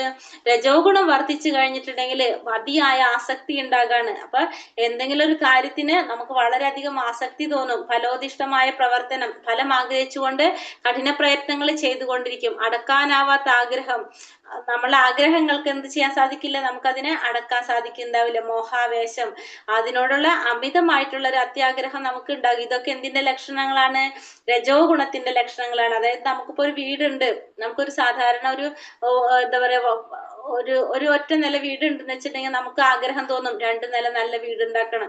അത് ഉണ്ടാക്കുമ്പോൾ നമുക്ക് തോന്നും ഇതിനേക്കാളും നല്ലൊരു വീട് ഉണ്ടാക്കണമായിരുന്നു. മറ്റുള്ളവർ വീട് വെച്ച് നോക്കുമ്പോൾ എന്റെ വീട് അത്ര പോരാന്ന് നമുക്ക് തോന്നും. അപ്പൊ എന്താണ്, നമ്മൾ ആഗ്രഹങ്ങൾ ഇങ്ങനെ നമുക്ക് ഒന്നിനും സംതൃപ്തി കിട്ടുന്നില്ല. നമുക്ക് അവ വീണ്ടും വീണ്ടും ചെയ്യണം എന്നുള്ള ഒരു ആഗ്രഹത്തോടെ നമ്മൾ ഇങ്ങനെ ചെയ്തുകൊണ്ടേ ഇരിക്കുന്നതാണ്. അപ്പൊ അതിന് വേണ്ടിയിട്ട് കഠിന പ്രയത്നം ചെയ്തുകൊണ്ടിരിക്കേണ്ടി വരും. ചിലപ്പോൾ നമ്മളുടെ ജോലി ഇത്രയും ചെയ്യാനുള്ള ജോലി ഉണ്ടാവണമെന്നില്ല, അത്രയും ശമ്പളമൊന്നും ഇല്ലെങ്കിലും നമ്മൾ എന്ത് ചെയ്തുകൊണ്ടിരിക്കുകയാണ്, അതിനേക്കാളും നല്ലത് ചെയ്യാൻ വേണ്ടിയിട്ട് നമ്മൾ ശ്രമിച്ചുകൊണ്ടിരിക്കുമ്പോൾ എന്താണ്, നമ്മൾ കഠിനാധ്വാനം ചെയ്യേണ്ടതായിട്ട് തന്നെ വന്നുകൊണ്ടിരിക്കും.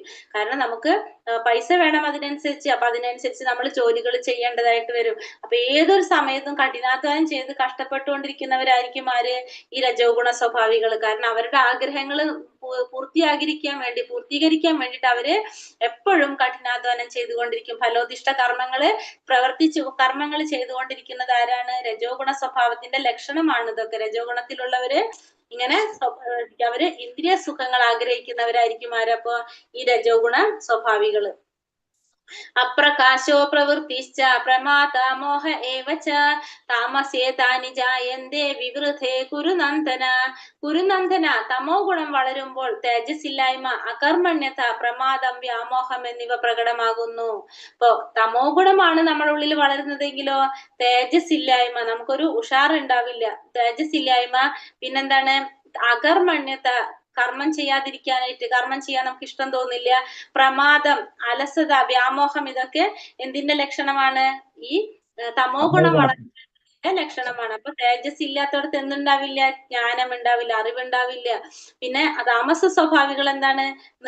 അവര് പ്രവർത്തിക്കുന്നത് തന്നിഷ്ടം പോലെ പ്രവർത്തിക്കുന്നതായിരിക്കും ആര്? തമോ ഗുണത്തിലുള്ളവര്. കാരണം അവര് തന്നിഷ്ടം പോലെ, ഒരു ഉദ്ദേശം ഉണ്ടാവില്ല, അവർക്കൊരു ലക്ഷ്യം ഉണ്ടാവില്ല. അവർക്ക് എന്താണോ തോന്നുന്നത് അത് ചെയ്യുന്നവരായിരിക്കും ആര്? ഈ തമോ ഗുണത്തിലുള്ളവര്. അധ്വാനിക്കാനായിട്ടുള്ള ശേഷി ഉണ്ടാവും, പക്ഷെ അവരൊന്നും ചെയ്യാതെ വെറുതെ ഇരിക്കുകയായിരിക്കും. അപ്പൊ ഇങ്ങനെ അത് ഉപയോഗിക്കാനായിട്ട് അവർ തുനിയില്ല. അതിനാണ് നമ്മൾ എന്ത് പറയാ, വ്യാമോഹം എന്ന് പറയാനായിട്ട്. ബോധാവസ്ഥയിലാണെങ്കിലും ഇക്കൂട്ടരുടെ ജീവിതം എങ്ങനെയായിരിക്കും? കർമ്മരഹിതമാണ്. യാതൊരു വിധത്തിലുള്ള പ്രവർത്തികളും ഇവർ ചെയ്യുന്നുണ്ടാവില്ല. ഇതാണ് നമ്മള് തമോ ഗുണത്തിലുള്ളവരുടെ ലക്ഷണങ്ങള്. അപ്പൊ തമോ ഗുണത്തിലുള്ളവര് തന്നിഷ്ടം പോലെ പ്രവർത്തിക്കുന്നവരായിരിക്കും. അവർക്ക് എന്താണ് ചെയ്യണത്, എന്ത് ചെയ്യണം, എന്ത് ചെയ്യണ്ടെന്നൊന്നും യാതൊരു ലക്ഷ്യബോധവും ഇല്ലാത്തവരായിരിക്കും തമോ ഗുണത്തിലുള്ളവര്. സാത്വികർ മരിക്കുമ്പോൾ, ഇനി മരണശേഷം എന്താ സംഭവിക്കുന്നത്? സാത്വികർ മരിക്കുമ്പോൾ ഋഷിവര്യന്മാരുടെ നിർമ്മലങ്ങളായ ഉത്കൃഷ്ട ലോകങ്ങളിൽ എത്തുന്നു. അപ്പൊ സാത്വിക സ്വഭാവത്തോടെയാണ് നമ്മൾ എവിടേക്കാണ് എത്തുന്നത്? ഋഷിവര്യന്മാരുടെ നിർമ്മലങ്ങളായ ഉത്കൃഷ്ട ലോകങ്ങളിലേക്ക് എത്താനായിട്ട് സാധിക്കും. രജോ ഗുണത്തോടെയാണ് മരിക്കുന്നതെങ്കിൽ ഫലം ഉദ്ദേശിച്ച് കർമ്മങ്ങൾ ചെയ്യുന്നവർക്കിടയിൽ ജനിക്കും. അപ്പൊ രജോ ഗുണത്തോടെ മരിക്കുകയാണെങ്കിൽ ഫലം ഉദ്ദേശിച്ച് കർമ്മം ചെയ്യുന്നവരുടെ ഇടയിലാണ് ജനിക്കുന്നത്. തമോ ഗുണത്തോടെ മരിക്കുന്നവരാകട്ടെ മൃഗങ്ങളായിട്ടാണ് പിറക്കുക. തമോ ഗുണത്തോടെ മരിക്കുന്നവർ മൃഗങ്ങളായിട്ട് ജന്മം കിട്ടേണ്ടതായിട്ടുണ്ട്. ഇപ്പൊ സത്വഗുണത്തിലാണെങ്കിൽ എന്താണ്? ഉത്കൃഷ്ടമായിട്ടുള്ള ഋഷിവര്യന്മാരുടെ ലോകങ്ങളിലേക്ക് പോകും. രജോ ഗുണത്താണ് മരിക്കുന്നതെങ്കിൽ ഫലം ഉദ്ദേശിച്ച് കർമ്മങ്ങൾ ചെയ്യുന്നവരുടെ ഇടയില് കർമ്മങ്ങൾ ചെയ്യുന്നവരുടെ ഇടയിൽ ജന്മമെടുക്കും. തമോ ഗുണത്തിലുള്ളവരാണെങ്കിലോ മൃഗങ്ങളായിട്ടായിരിക്കും തമോ ഗുണത്തിലുള്ളവര് പിറക്കുന്നത്. ഇനി സത്കർമ്മത്തിന്റെ ഫലം വിശുദ്ധമായിട്ടുള്ളതാണ്. എന്ത്? സത്കർമ്മത്തിന്റെ ഫലം അത് സാത്വിക ഗുണത്തിലാണെന്ന് പറയപ്പെടുന്നു. അപ്പൊ സത്കർമ്മത്തിന്റെ ഫലങ്ങൾ എന്തായിരിക്കും? എപ്പോഴും വിശുദ്ധമായിരിക്കും. സാത്വിക ഗുണത്തിലാണെന്നത് നമുക്ക് പറയാനായിട്ട് സാധിക്കും. രജോ ഗുണത്തിൽ ചെയ്യുന്നവരുടെ പ്രവർത്തികളുടെ ഫലം എന്താണ്? ദുഃഖപൂർണമായിരിക്കും. തമോ ഗുണത്തിലെ പ്രവർത്തനങ്ങളുടെ ഫലം മൗഢ്യവും അജ്ഞാനവുമായിരിക്കും. അപ്പൊ സത്കർമ്മത്തിന്റെ ഫലം വിശുദ്ധമാണെന്ന് പറയാൻ നമ്മൾ എന്താണ്? ഇപ്പൊ നമ്മള് സത്കർമ്മം, ദാനങ്ങളൊക്കെ ചെയ്യാനായിട്ട് സാധിക്കും. നമ്മളിപ്പോ അമ്പലങ്ങള്, പള്ളികൾ ഇതൊക്കെ പണിയാനായിട്ട് ദാനം കൊടുക്കും. ഇതൊക്കെ എന്തിൽ പെടുന്നതാണ്? സത്കർമ്മത്തിൽ വരുന്നതാണ്. ഇനി രജോ ഗുണത്തിലാണെങ്കിലോ ഭയങ്കര സിറ്റിയില് എന്താണ്, ഭയങ്കര ബഹളവും ഇതൊക്കെയുള്ള സിറ്റി ആണെങ്കിൽ അവിടെ നമ്മൾ എന്ത് ചെയ്താൽ നമുക്ക് എന്താണ്? ഫലം ദുഃഖമായിരിക്കും. നമുക്ക് അതിനൊരു നമ്മുടെ ജീവിതത്തിൽ ഒരു സാറ്റിസ്ഫാക്ഷൻ നമുക്ക് കിട്ടണമെന്നില്ല. അതാണ് എന്ത്? രജോ ഗുണത്തില്. തമോ ഗുണത്തിലുള്ളവരുടെ എന്താണ്? മൗഢ്യവും അജ്ഞാനവുമായിരിക്കും. ഇവിടെ ഒരു സ്റ്റെയർ കേസ് കണ്ടാൽ നമുക്ക് അറിയാൻ പറ്റും അതിൽ കടക്കാനുള്ള വഴി പോലും ഇല്ല, അല്ലെ? അപ്പൊ അവരുടെ മൗഢ്യമായിട്ടുള്ള അജ്ഞാനമായിട്ടുള്ളതായിരിക്കും ആരുടെ പ്രവർത്തനം? തമോ ഗുണത്തിലുള്ളവരുടെ പ്രവർത്തനം. ഇനി അവര് സത്വഗുണത്തിൽ ഈ 3 പേരില് സ്വഭാവത്തിനെ കുറിച്ച് അവർ ഏത് ലോകത്തിലേക്ക് പോകുന്നെന്നാണ് പറയുന്നത്. ഊർധം ഗച്ഛന്തി സത്വസ്ഥ മധ്യേ തിഷ്ഠന്തി രാജസഃ ജഗന്യ ഗുണവൃത്തിസ്ഥ അധോ ഗച്ഛന്തി താമസഃ. സാത്വിക സ്വഭാവികൾ ക്രമേണ ഉത്കൃഷ്ട ലോകങ്ങളിലേക്ക് ഉയരുന്നു. സാത്വിക സ്വഭാവികൾ എന്താണ്? ഉത്കൃഷ്ട ലോകങ്ങളിലേക്കാണ് ഉയരുന്നത്. പക്ഷെ രാജസിക സ്വഭാവികളോ ഭൂലോകങ്ങളിൽ ജീവിക്കും. നീചമായ തമോ ഗുണത്തിന് അടിമപ്പെട്ടവർ നരകങ്ങളിൽ പോയി നിബന്ധിക്കുന്നു. അപ്പോ സത്വഗുണത്തിലുള്ളവര് ഉത്കൃഷ്ടമായിട്ടുള്ള ലോകങ്ങളിലേക്ക്, ഇപ്പൊ എന്താണ് പറയാ, ചിലപ്പോ ദേവന്മാരായിട്ട് ജന്മമെടുക്കാം, ചിലപ്പോ അങ്ങനത്തെ ഉത്കൃഷ്ടമായിട്ടുള്ള ഭൂലോകത്തിന്റെ മുകളിലുള്ള ഉത്കൃഷ്ട ലോകങ്ങളിലേക്ക് പോകുന്നവരായിരിക്കും ആര്? സാത്വിക സ്വഭാവികള്. പക്ഷെ രാജസിക സ്വഭാവികൾ എവിടെയാണ്? ഈ ഭൂലോകത്തിൽ ജീവിക്കുന്നവരാരാണ്? രാജസിക സ്വഭാവികളായിരിക്കും. ആഗ്രഹമായിരിക്കില്ല, അവരുടെ ഉള്ളിൽ മുഴുവനും ആഗ്രഹങ്ങളായിരിക്കും. നീചമായ തമോ ഗുണത്തിന് അടിമപ്പെട്ടവരാണെങ്കിലോ നരകങ്ങളിൽ പോയി നിപതിക്കുന്നു. അപ്പൊ നരകങ്ങളിൽ പോയിട്ട് നിപതിക്കാണ് ചെയ്യുന്നത്. എന്താണ്? ഈ പറഞ്ഞ തമോ ഗുണത്തിന് അടിമപ്പെട്ടിട്ടുള്ളത്. അപ്പൊ ചിലപ്പോ നമുക്ക് വൃക്ഷങ്ങളായിട്ട് ജനിക്കാം, ചിലപ്പോ മൃഗങ്ങളായിട്ട് ജനിക്കാം. അങ്ങനെ ഏതെങ്കിലും താഴ്ന്ന രീതിയിലായിരിക്കും ആര് പോകുന്നത്? നീച തമോ ഗുണത്തിൽ പെട്ടവര് നീചമായ തലത്തിലേക്ക് പോകാണ് ചെയ്യുന്നത്. ശരീര സംബന്ധികളായ ഈ 3 ഗുണങ്ങളെയും അതിക്രമിക്കാൻ സാധിച്ചാൽ ശരീരസ്ഥനായ ജീവന് ജനനം, മരണം, വാർദ്ധക്യം മുതലായ ക്ലേശങ്ങളിൽ നിന്ന് മുക്തനായി ഈ ജീവിതത്തിൽ തന്നെ അമൃതം ആസ്വദിക്കാം. അപ്പൊ ഈ ശരീര സംബന്ധിയായിട്ടുള്ള ഈ 3 ഗുണങ്ങളെ നമുക്ക് അതിക്രമിക്കാൻ സാധിച്ചു കഴിഞ്ഞാല്, ഈ സത്വഗുണത്തെ, രജോ ഗുണത്തെ, തമോ ഗുണത്തെ നമുക്ക് അതിക്രമിക്കാൻ സാധിച്ചു കഴിഞ്ഞാൽ എന്താണ്? ഈ ജീവന് മരണം, ജനനം, വാർദ്ധക്യം മുതലായ ക്ലേശങ്ങളിൽ നിന്ന് മുക്തനായി ഈ ജീവിതത്തിൽ തന്നെ എന്താ ആസ്വദിക്കാൻ സാധിക്കും? അമൃത ആസ്വദിക്കാനായിട്ട് സാധിക്കും. മരണമില്ലാത്തൊരവസ്ഥ ഉണ്ടാകാനായിട്ട് സാധിക്കും. നമ്മൾ എന്തിനാ അതിജീവിക്കാൻ ശ്രമിക്കുക? ത്രിഗുണങ്ങൾ അതിജീവിക്കാൻ ശ്രമിച്ചു കഴിഞ്ഞാൽ പിന്നെ ശരീരത്തിനുണ്ടാകുന്ന ജനന മരണ വാർദ്ധക്യത്തിലൊന്നും ഒരു ക്ലേശങ്ങൾ അനുഭവിക്കേണ്ടതായിട്ട് വരുന്നില്ല എന്ന് മാത്രമല്ല, എന്തില്? മൃത്യുവിനെ, അമൃതം ആസ്വദിക്കാനായിട്ട് സാധിക്കും. അതായത് മൃത്യു ഇല്ലാത്തൊരവസ്ഥയിലേക്ക് എത്താനായിട്ട് സാധിക്കും. കാരണം അപ്പൊ അങ്ങനെ ചെയ്യണമെങ്കിൽ നമുക്ക് എന്ത് വേണം? ഈ ത്രിഗുണങ്ങളെ മറികടക്കാനായിട്ട് നമുക്ക് സാധിക്കണം. അത് ഇതിലൂടെ മാത്രമേ നമുക്ക് സാധിക്കുന്നുള്ളൂ. നാമജപത്തിലൂടെ നമ്മൾ പരിശുദ്ധരായിക്കൊണ്ട് മാത്രമേ നമുക്ക് ഇതൊക്കെ ചെയ്യാനായിട്ട് സാധിക്കുള്ളൂ. കൃഷ്ണാവബോധത്തിലൂടെ പരിശീലിച്ചാൽ മാത്രമേ ഇതൊക്കെ നമുക്ക് സാധിക്കുള്ളൂ. ഭക്തിയുടെ സേവനത്തിലൂടെ ചെയ്യാം. അതൊക്കെയാണ് നമുക്ക് ഇതിനുള്ള വഴികൾ. അപ്പൊ 3 ഗുണങ്ങളെയും അതിക്രമിക്കാനായിട്ട് നമ്മൾ ശ്രമിക്കണം. ആ ശ്രമിച്ചാല് ജീവിതത്തില് അമൃത ആസ്വദിക്കാനായിട്ട് സാധിക്കും. ഇനി എന്താ ഭഗവാൻ പറയുന്നത്?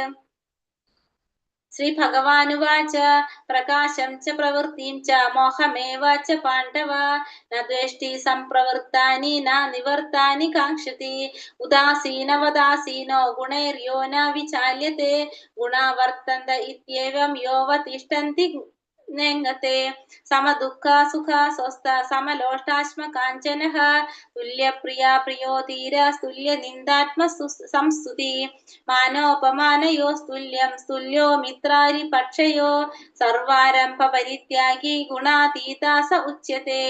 ശ്രീ ഭഗവാൻ പറഞ്ഞു, പ്രകാശത്തിന്റെയോ ആസക്തിയുടെയോ വ്യാമോഹത്തിന്റെയോ സാന്നിധ്യത്തിൽ ആർക്ക് വെറുപ്പുണ്ടാകുന്നില്ലയോ? അവയുടെ അസാന്നിധ്യത്തിൽ അത് വേണമെന്ന് ആഗ്രഹം ഉണ്ടാകുന്നില്ലയോ?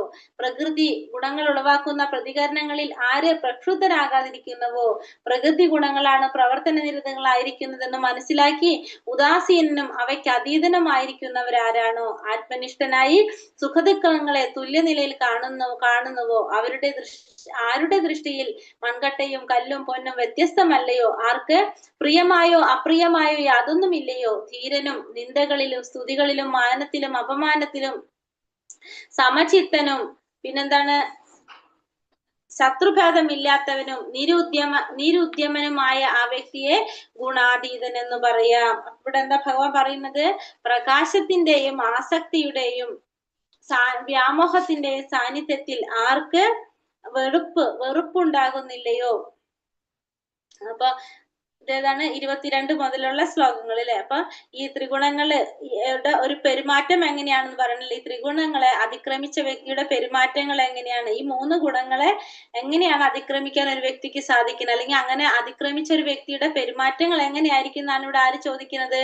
അർജുനൻ ചോദിക്കുന്നത്. കാരണം അർജുനൻ ഇവിടെ ഭഗവാനോട് ചോദിക്കുന്നുണ്ട്. ഇതിന് മുന്നത്തെ ശ്ലോകത്തിൽ പറയുന്നുണ്ട്, അർജുനൻ ചോദിക്കുന്നുണ്ട്, ത്രിഗുണങ്ങളെ അതിക്രമിച്ച ഒരു വ്യക്തിയുടെ ലക്ഷണങ്ങൾ എന്തെല്ലാം? കാരണം ത്രിഗുണങ്ങളെ കുറിച്ചുള്ള ഒരു ജ്ഞാനം നേടിക്കഴിഞ്ഞാൽ നമുക്ക് എന്തിനാ ജന്മമൃത്യു ജരാവ്യാധികളിൽ നിന്ന്, ജന്മത്തിൽ നിന്ന് നമുക്ക് രക്ഷപ്പെടാന്ന് പറഞ്ഞു. അപ്പൊ ഭഗവാന്റെ അടുത്ത് അർജുനൻ ചോദിക്കുന്ന ഒരു ചോദ്യമാണ്, ഈ ത്രിഗുണങ്ങളെ അതിക്രമിച്ച ഒരു വ്യക്തിയുടെ ലക്ഷണങ്ങൾ എന്തെല്ലാം, എങ്ങനെയായിരിക്കും അദ്ദേഹത്തിന്റെ പെരുമാറ്റം, അയാൾ എങ്ങനെ ഈ പ്രകൃതിയുടെ ത്രിഗുണങ്ങളെ അതിക്രമിക്കുന്നു? അപ്പൊ 3 ചോദ്യങ്ങളാണ് ചോദിക്കുന്നത്. ഒന്ന്, ഭൗതിക പ്രകൃതിയുടെ ത്രിഗുണങ്ങളെ അതിക്രമിച്ച ഒരു വ്യക്തിയുടെ ലക്ഷണങ്ങൾ എന്തൊക്കെയാണ്, എങ്ങനെയായിരിക്കും അദ്ദേഹത്തിന്റെ പെരുമാറ്റം, അയാൾ എങ്ങനെയാണ് ഈ ഭൗതിക പ്രകൃതിയുടെ ത്രിഗുണങ്ങളെ അതിക്രമിക്കുന്നത്.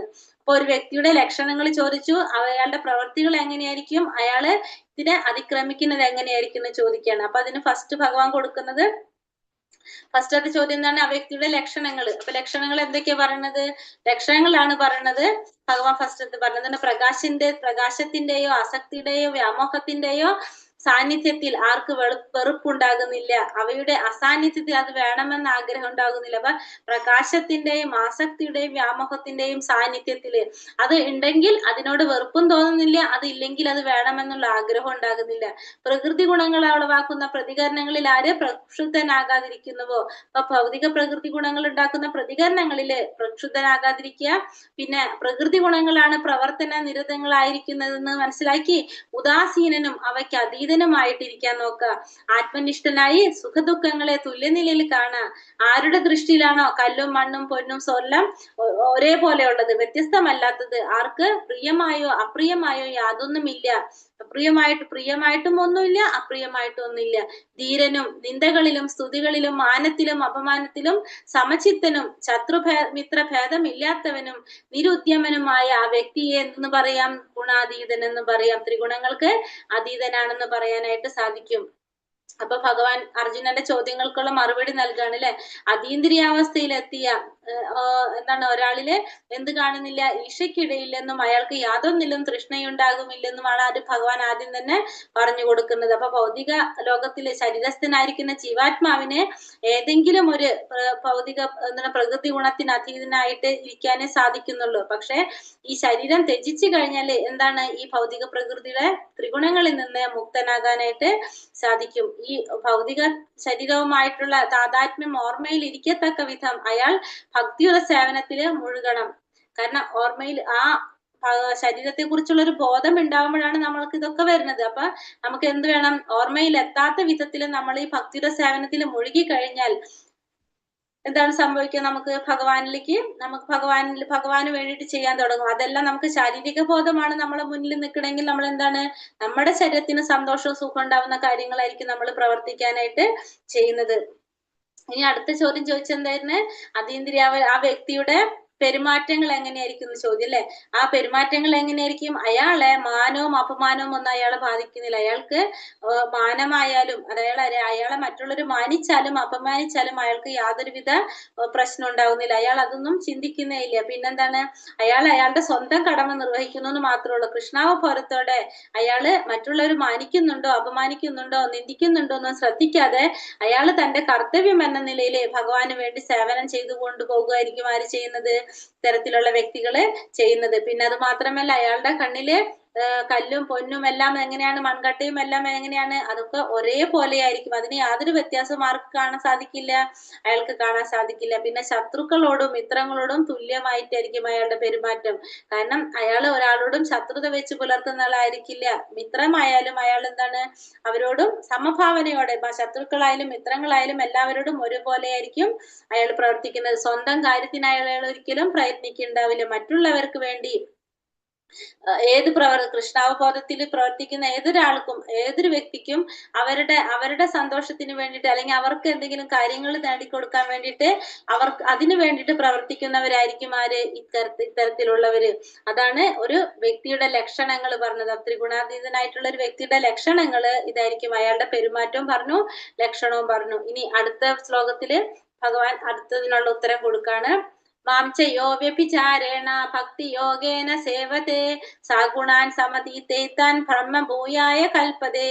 ഏതു പരിതസ്ഥിതിയിലും പിഴയ്ക്കാതെ ഭക്തിപൂർവം ഭഗവത് സേവനത്തിൽ ഏർപ്പെടുന്നവർക്ക് വേഗത്തിൽ ഭൗതിക പ്രകൃതിയുടെ ത്രിഗുണങ്ങളെ അതിക്രമിച്ച് ബ്രഹ്മപദത്തിലെത്താം. അപ്പൊ മൂന്നാമത്തെ ചോദ്യത്തിനുള്ള ഉത്തരമാണ് ഈ പറയുന്നത് ചോദിച്ചത്. മൂന്നാമത്തത് അതീന്ദ്രിയ അവസ്ഥയിൽ എങ്ങനെ എത്തിച്ചേരാൻ പറ്റുന്നതാണ് ചോദ്യം. അപ്പൊ ഏതൊരു പരിതസ്ഥിതിയിലും പിഴയ്ക്കാതെ ഭക്തിപൂർവ്വം ഭഗവത് സേവനത്തിൽ ഏർപ്പെടുന്നവർക്ക് വേഗത്തിൽ തന്നെ ഭൗതിക പ്രകൃതിയുടെ ത്രിഗുണങ്ങളെ അതിക്രമിച്ച് എവിടേക്ക് എത്താൻ സാധിക്കും? ബ്രഹ്മപദത്തിലേക്ക് ഉയരാനായിട്ട് സാധിക്കും. അപ്പൊ എങ്ങനത്തെ ഒരു സിറ്റുവേഷൻ ആയിക്കോട്ടെ, നമ്മൾ എന്ത് ചെയ്യണം? പിഴയ്ക്കാതെ ഭഗവാന്റെ സേവനങ്ങൾ ഭക്തിപൂർവ്വം ചെയ്തുകൊണ്ടിരിക്കുക.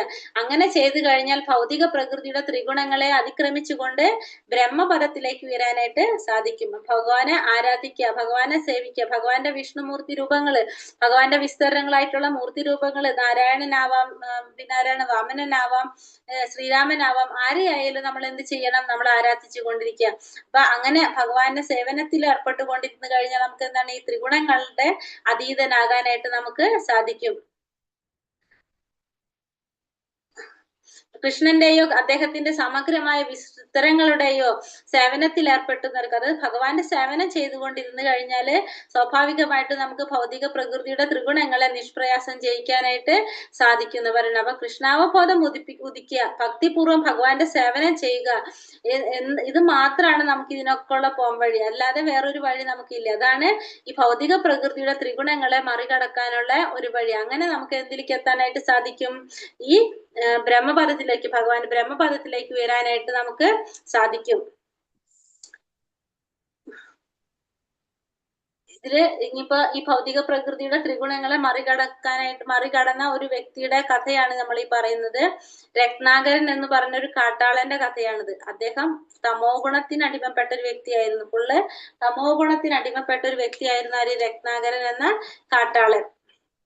അദ്ദേഹം എങ്ങനെയാണ് വിശുദ്ധ സത്യത്തിലോട്ട് ഉയർന്നതെന്നാണ് ഈ കഥയിലൂടെ നമുക്ക് മനസ്സിലാക്കി തരുന്നത്.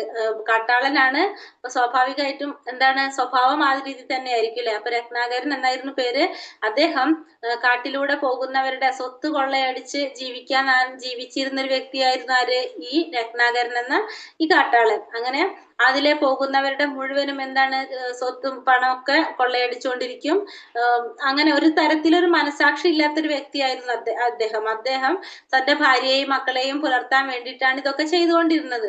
അങ്ങനെ അയാള് എന്നും ആ കാട്ടിലൂടെ പോകുന്നവരുടെ മുഴുവനും സ്വർണം പൈസയൊക്കെ അപഹരിച്ചുകൊണ്ടിരിക്കും, അവരെ പേടിപ്പെടുത്തും. അങ്ങനെയൊക്കെ ചെയ്തിട്ട് ഭീഷണിപ്പെടുത്തിയിട്ട് അവരെന്തൊക്കെ മേടിച്ചെടുക്കും. അങ്ങനെ ഒരു ദിവസം അയാൾ ഇങ്ങനെ നോക്കിയിരിക്കുമ്പോ അവിടെ ആര് വരാണ്? നാരദ മഹർഷി ആ കാട്ടിലൂടെ വരായിരുന്നു. അപ്പൊ നാരദ മഹർഷിയെ കണ്ടപ്പോ തന്നെ ഇയാള് സ്വാഭാവികമായിട്ട് മറ്റുള്ളവരുടെ അടുത്ത് ചെയ്യുന്നത് പോലെ തന്നെ ചാടി ഇയാളുടെ അടുത്ത് എന്ത് ചോദിക്കാണ്? സ്വർണവും പൈസയൊക്കെ ചോദിക്കാണ്. പക്ഷെ നാരദ മഹർഷിയുടെ കയ്യിൽ എന്താണ്? ഒന്നുമില്ല. സ്വർണോ പൈസ അങ്ങനെ ഒന്നുമില്ല. അപ്പൊ മഹർഷി പറയാണ് എന്റെ കയ്യിൽ ഒന്നുമില്ല. പക്ഷെ ഈ രത്നാകരൻ എന്ത് സമ്മതിക്കുന്നില്ല. അങ്ങനെ വീണ്ടും ചോദിക്കുമ്പോ നാരദ മഹർഷി ചോദിക്കാണ്, നീ ചെയ്യുന്നത് കൊണ്ട് നിനക്ക് എന്തെങ്കിലും ഗുണമുണ്ടോ? നീ ചെയ്യുന്നതിന്റെ ഫലം നീ അനുഭവിക്കേണ്ടി വരില്ലേ എന്ന് ചോദിക്കാണ്. അപ്പൊ അയാള് പറയാനില്ല, ഞാനിതൊക്കെ ചെയ്യുന്നത് എന്റെ കുടുംബം പുലർത്താൻ വേണ്ടിയിട്ടാണ് ഞാൻ ഇതൊക്കെ ചെയ്യുന്നത്. അതുകൊണ്ട് ഇതിന്റെ ഒന്നും ഫലം എനിക്ക് ഒറ്റയ്ക്ക് അനുഭവിക്കേണ്ട, എന്റെ ഭാര്യയും മക്കളുണ്ട് കൂടെ അനുഭവിക്കുന്നു പറഞ്ഞു.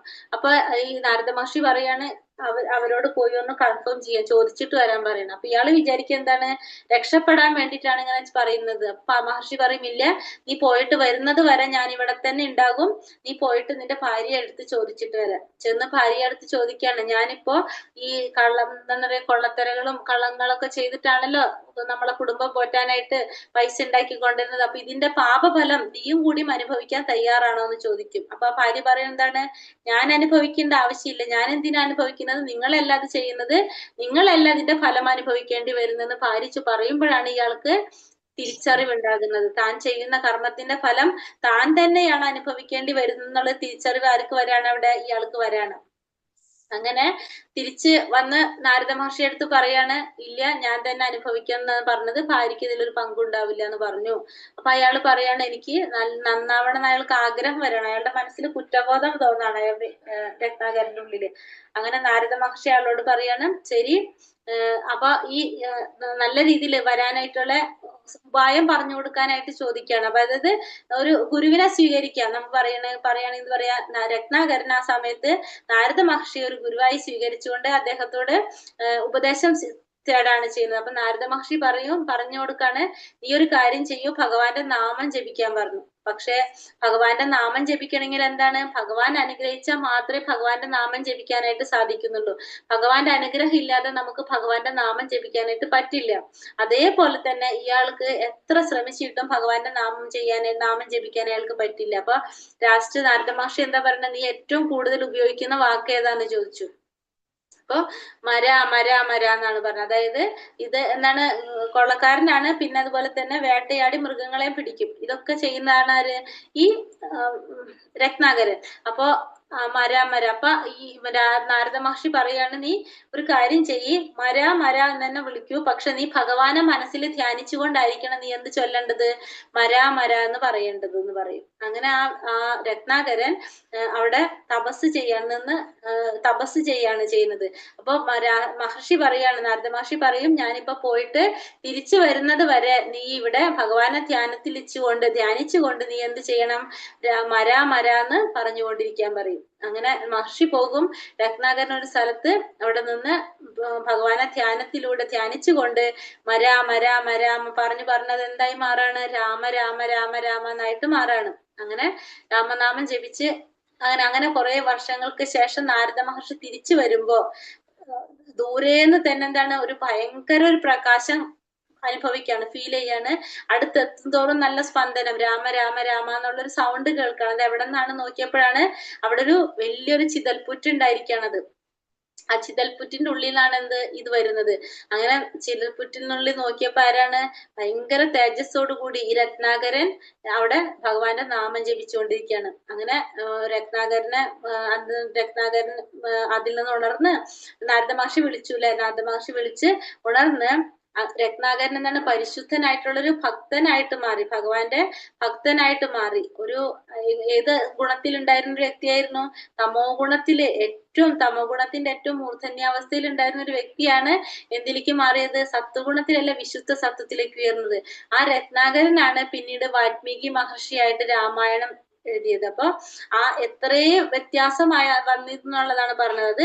ഒരു ശുദ്ധ ഭക്തന്റെ സാന്നിധ്യം കൊണ്ടും അതുപോലെ തന്നെ എന്താ പറയാ പരിശീലനത്തിലൂടെയും എന്തിലേക്ക് മാറ്റി ചെയ്യുന്ന തമോ ഗുണത്തിലിരുന്ന ഒരു വ്യക്തിക്ക് സത്വഗുണത്തിലേക്ക്, വിശുദ്ധ സത്വത്തിലോട്ട് ഉയരാനായിട്ട് സാധിച്ചു. അപ്പൊ നമുക്ക് പരിശീലനത്തിലൂടെ നമുക്ക് നമ്മളുടെ തെറ്റുകൾ മനസ്സിലാക്കിക്കൊണ്ട് നമുക്ക് എന്ത് ചെയ്യാൻ സാധിക്കും?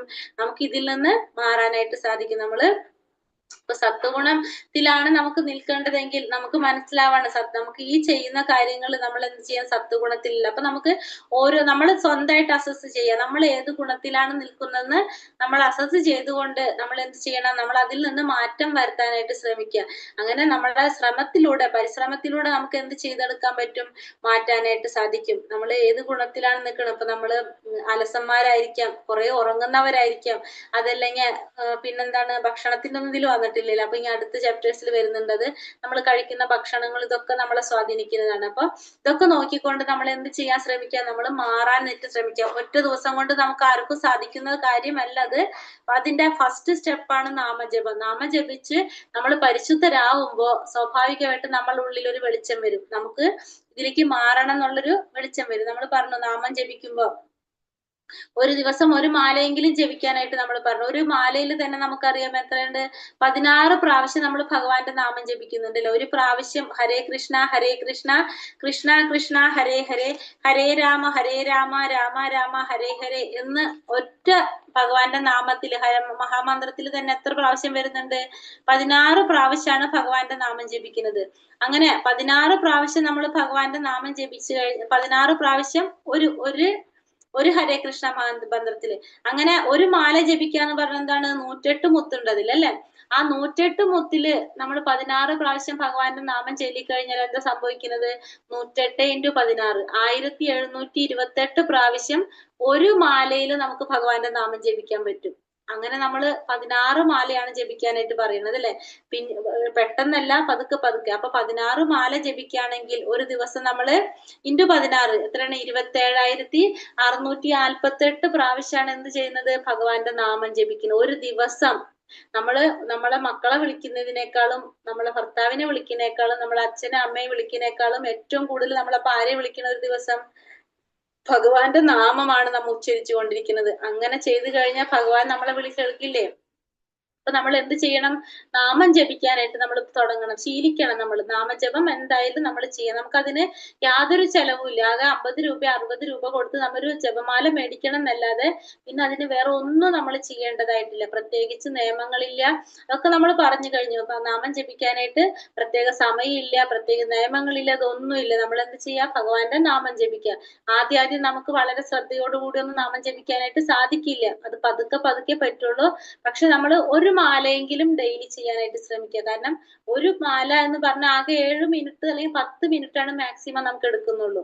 അപ്പൊ ഒരു 10 മിനിറ്റ് നമുക്ക് അതിനു വേണ്ടി ചെലവാക്കാനായിട്ട് എല്ലാവർക്കും സാധിക്കും. അപ്പൊ നമ്മള് ഒരു മാലയെങ്കിലും നമ്മൾ ജപിക്കുക. ആ ജപത്തിലൂടെ 1728 പ്രാവശ്യം നമുക്ക് ഒരു ദിവസം ഭഗവാനെ വിളിക്കാനായിട്ട് സാധിക്കും. അങ്ങനെ 16 മാലയിലേക്ക് നമ്മൾ എത്താനായിട്ട് ശ്രമിക്കണം. 4 മാല ജപിച്ചാൽ നമുക്ക് മനസ്സമാധാനം ഉണ്ടാകും. 8 മാല ജപിച്ചു കഴിഞ്ഞാൽ നമുക്ക് എന്താണ് എനർജി കിട്ടും. നമുക്ക് 16 മാലയിലേക്ക് നമ്മൾ എത്തിക്കഴിഞ്ഞാൽ ആത്മീയമായിട്ടുള്ള പുരോഗതി നമുക്ക് കൈവരിക്കാനായിട്ട് സാധിക്കും. അപ്പൊ ഫസ്റ്റ് നമ്മൾ മനസമാധാനം ഉണ്ടാക്കുക. 4 മാല ജപിക്കാനായിട്ട് തുടങ്ങണം. അപ്പൊ ആദ്യം നമ്മൾ ഒരു മാലമിൽ തുടങ്ങാം. പിന്നെ പോകെ പോകെ നമുക്കത് 4 ആക്കിയിട്ട് കൊണ്ടുവരാം. അത് 4 മാല ചെല്ലണ 1/2 മണിക്കൂർ നമ്മളെ പോകും. അത് കഴിഞ്ഞ് പിന്നെ പതുക്കെ എണ്ണം കൂട്ടി 16ലേക്ക് നമ്മൾ എത്താൻ ശ്രമിക്കുക. അത് നിർബന്ധമല്ല പറയണത്, പക്ഷെ നാമം ജപിക്കുക എന്നുള്ളത് വളരെ നിർബന്ധമായിട്ടുള്ള ഒരു കാര്യമാണ്. കാരണം എങ്കിൽ മാത്രമേ നമുക്ക് മാറ്റങ്ങൾ ഉണ്ടാകുള്ളൂ. അല്ലാതെ നമുക്ക് ചെയ്യാനായിട്ട് സാധിക്കില്ല. ഇത് ഒരു ഭാരമില്ലാതെ എല്ലാവർക്കും ചെയ്യാൻ പറ്റുന്ന ഒരു കാര്യമാണ്. അതുകൊണ്ട് നാമം ജപിക്കാനായിട്ട് എല്ലാവരും ശ്രമിക്കുക. ഹരേ കൃഷ്ണ. ഹരേ കൃഷ്ണ എന്നെടുത്ത അധ്യായം മനസ്സിലായ? ത്രിഗുണങ്ങളെ കുറിച്ച് എളുപ്പത്തിൽ മനസ്സിലാകുന്ന ഒരു അധ്യായമാണ്. പ്രാക്ടിക്കൽ ആക്കാൻ മാത്രമാണ് നമുക്ക് കുറച്ച് ബുദ്ധിമുട്ടുള്ളത്. ഹരേ കൃഷ്ണ. അപ്പൊ ഒന്നാമത്തെ ക്വസ്റ്റ്യൻ നോക്കാം നമുക്ക്. ശ്രീകൃഷ്ണ ഭഗവാനാണ് എല്ലാ ജീവാത്മാക്കളുടെയും ആദ്യ പിതാവെന്ന് വ്യക്തമാക്കുന്ന ശ്ലോകം ഏതാണ്? ശ്ലോകം 4. ശ്ലോകം 4. ആകെ എത്ര തരം ജീവാത്മാക്കളാണുള്ളത്?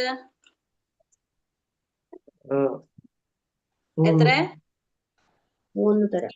3 ജീവാത്മാക്കൾ. 84 ലക്ഷം ജീവാത്മാക്കൾ. എത്രയാണുള്ളത് ജീവാത്മാക്കള്? 84 ലക്ഷം. 84 ലക്ഷം ജീവഗണങ്ങളാണുള്ളത് അല്ലെ? ഭൗതിക പ്രകൃതിയുടെ ത്രിഗുണങ്ങൾ ഏതൊക്കെയാണ്? ത്രിഗുണങ്ങൾ 3. ത്രിഗുണങ്ങളും തമസ്. തമോ ഗുണം. തേനീച്ച ഏത് ഗുണത്തിൽ പെടുന്നതാ? ഗുണത്തിലാണ് വരുന്നത് അല്ലെ? കാക്കയാണെങ്കിലോ? തമോ ഗുണത്തിലാണ്. സത്വഗുണത്തിന്റെ ഫലം എങ്ങനെയായിരിക്കും? സുഖം കൊണ്ട് ബന്ധിക്കും. സുഖങ്ങളാല് ബന്ധിക്കപ്പെട്ടിരിക്കും. സുഖവും സന്തോഷം ഉണ്ടാവും. പിന്നെ ജ്ഞാനിയായിരിക്കും. ശരീരം വ്യാമോപിപ്പിക്കും. സത്വഗുണത്തില് പിന്നെ എല്ലാ കാര്യങ്ങളും കാണാനും നല്ല രീതിയില് അതിനെക്കുറിച്ച് ചിന്തിക്കുന്നവരായിരിക്കും അല്ലെ?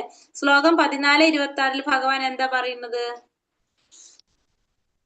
ഏത് പരിസ്ഥിതിയിലും ഭഗവത്സേവനത്തിൽ ഏർപ്പെടുന്നവർക്ക് പ്രകൃതിയുടെ ത്രിഗുണങ്ങളെ അതിക്രമിച്ച് പരമപദത്തിലെത്താനായിട്ട് സാധിക്കും. താമസ സ്വഭാവികളുടെ ലക്ഷണങ്ങൾ എന്തൊക്കെയാണ്? തേജസ്സില്ലായ്മ, ഉന്മാദം, തേജസ്സില്ലായ്മ, ഇതൊക്കെയാണ്. പിന്നെ അജ്ഞാനമൊക്കെ മെയിൻ ലക്ഷണമാണ് അല്ലെ അവരുടെ. ബ്രഹ്മാവ് വാഴുന്ന ഗ്രഹം ഏതാണ്? സത്യലോകം അല്ലെങ്കിൽ ബ്രഹ്മലോകം എന്ന് പറയാം, സത്യലോകം എന്ന് പറയാം. നമ്മളെ സാധന ഗോലോക ചാട്ട് നമ്മൾ കണ്ടതല്ലേ? ഗോലോക ഏറ്റവും മുകളിലുള്ള ലോകമാണ് എന്ത്? ബ്രഹ്മലോകം. അല്ലെങ്കിൽ നമ്മളെ ഭൗതിക ലോകത്തിലെ ഏറ്റവും മുകളിലുള്ള ലോകം.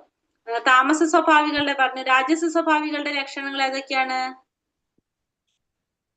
അതിയായ ആസക്തി, ആഗ്രഹങ്ങള്, ആസക്തി, ഫലോദിഷ്ടമായ പ്രവർത്തനം, കഠിനമായ പ്രയത്നം,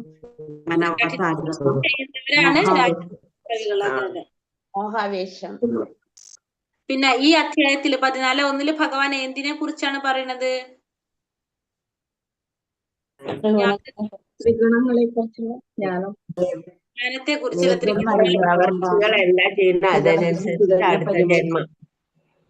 അതെ, ത്രിഗുണങ്ങളെ കുറിച്ചുള്ള ജ്ഞാനത്തെ കുറിച്ചാണ്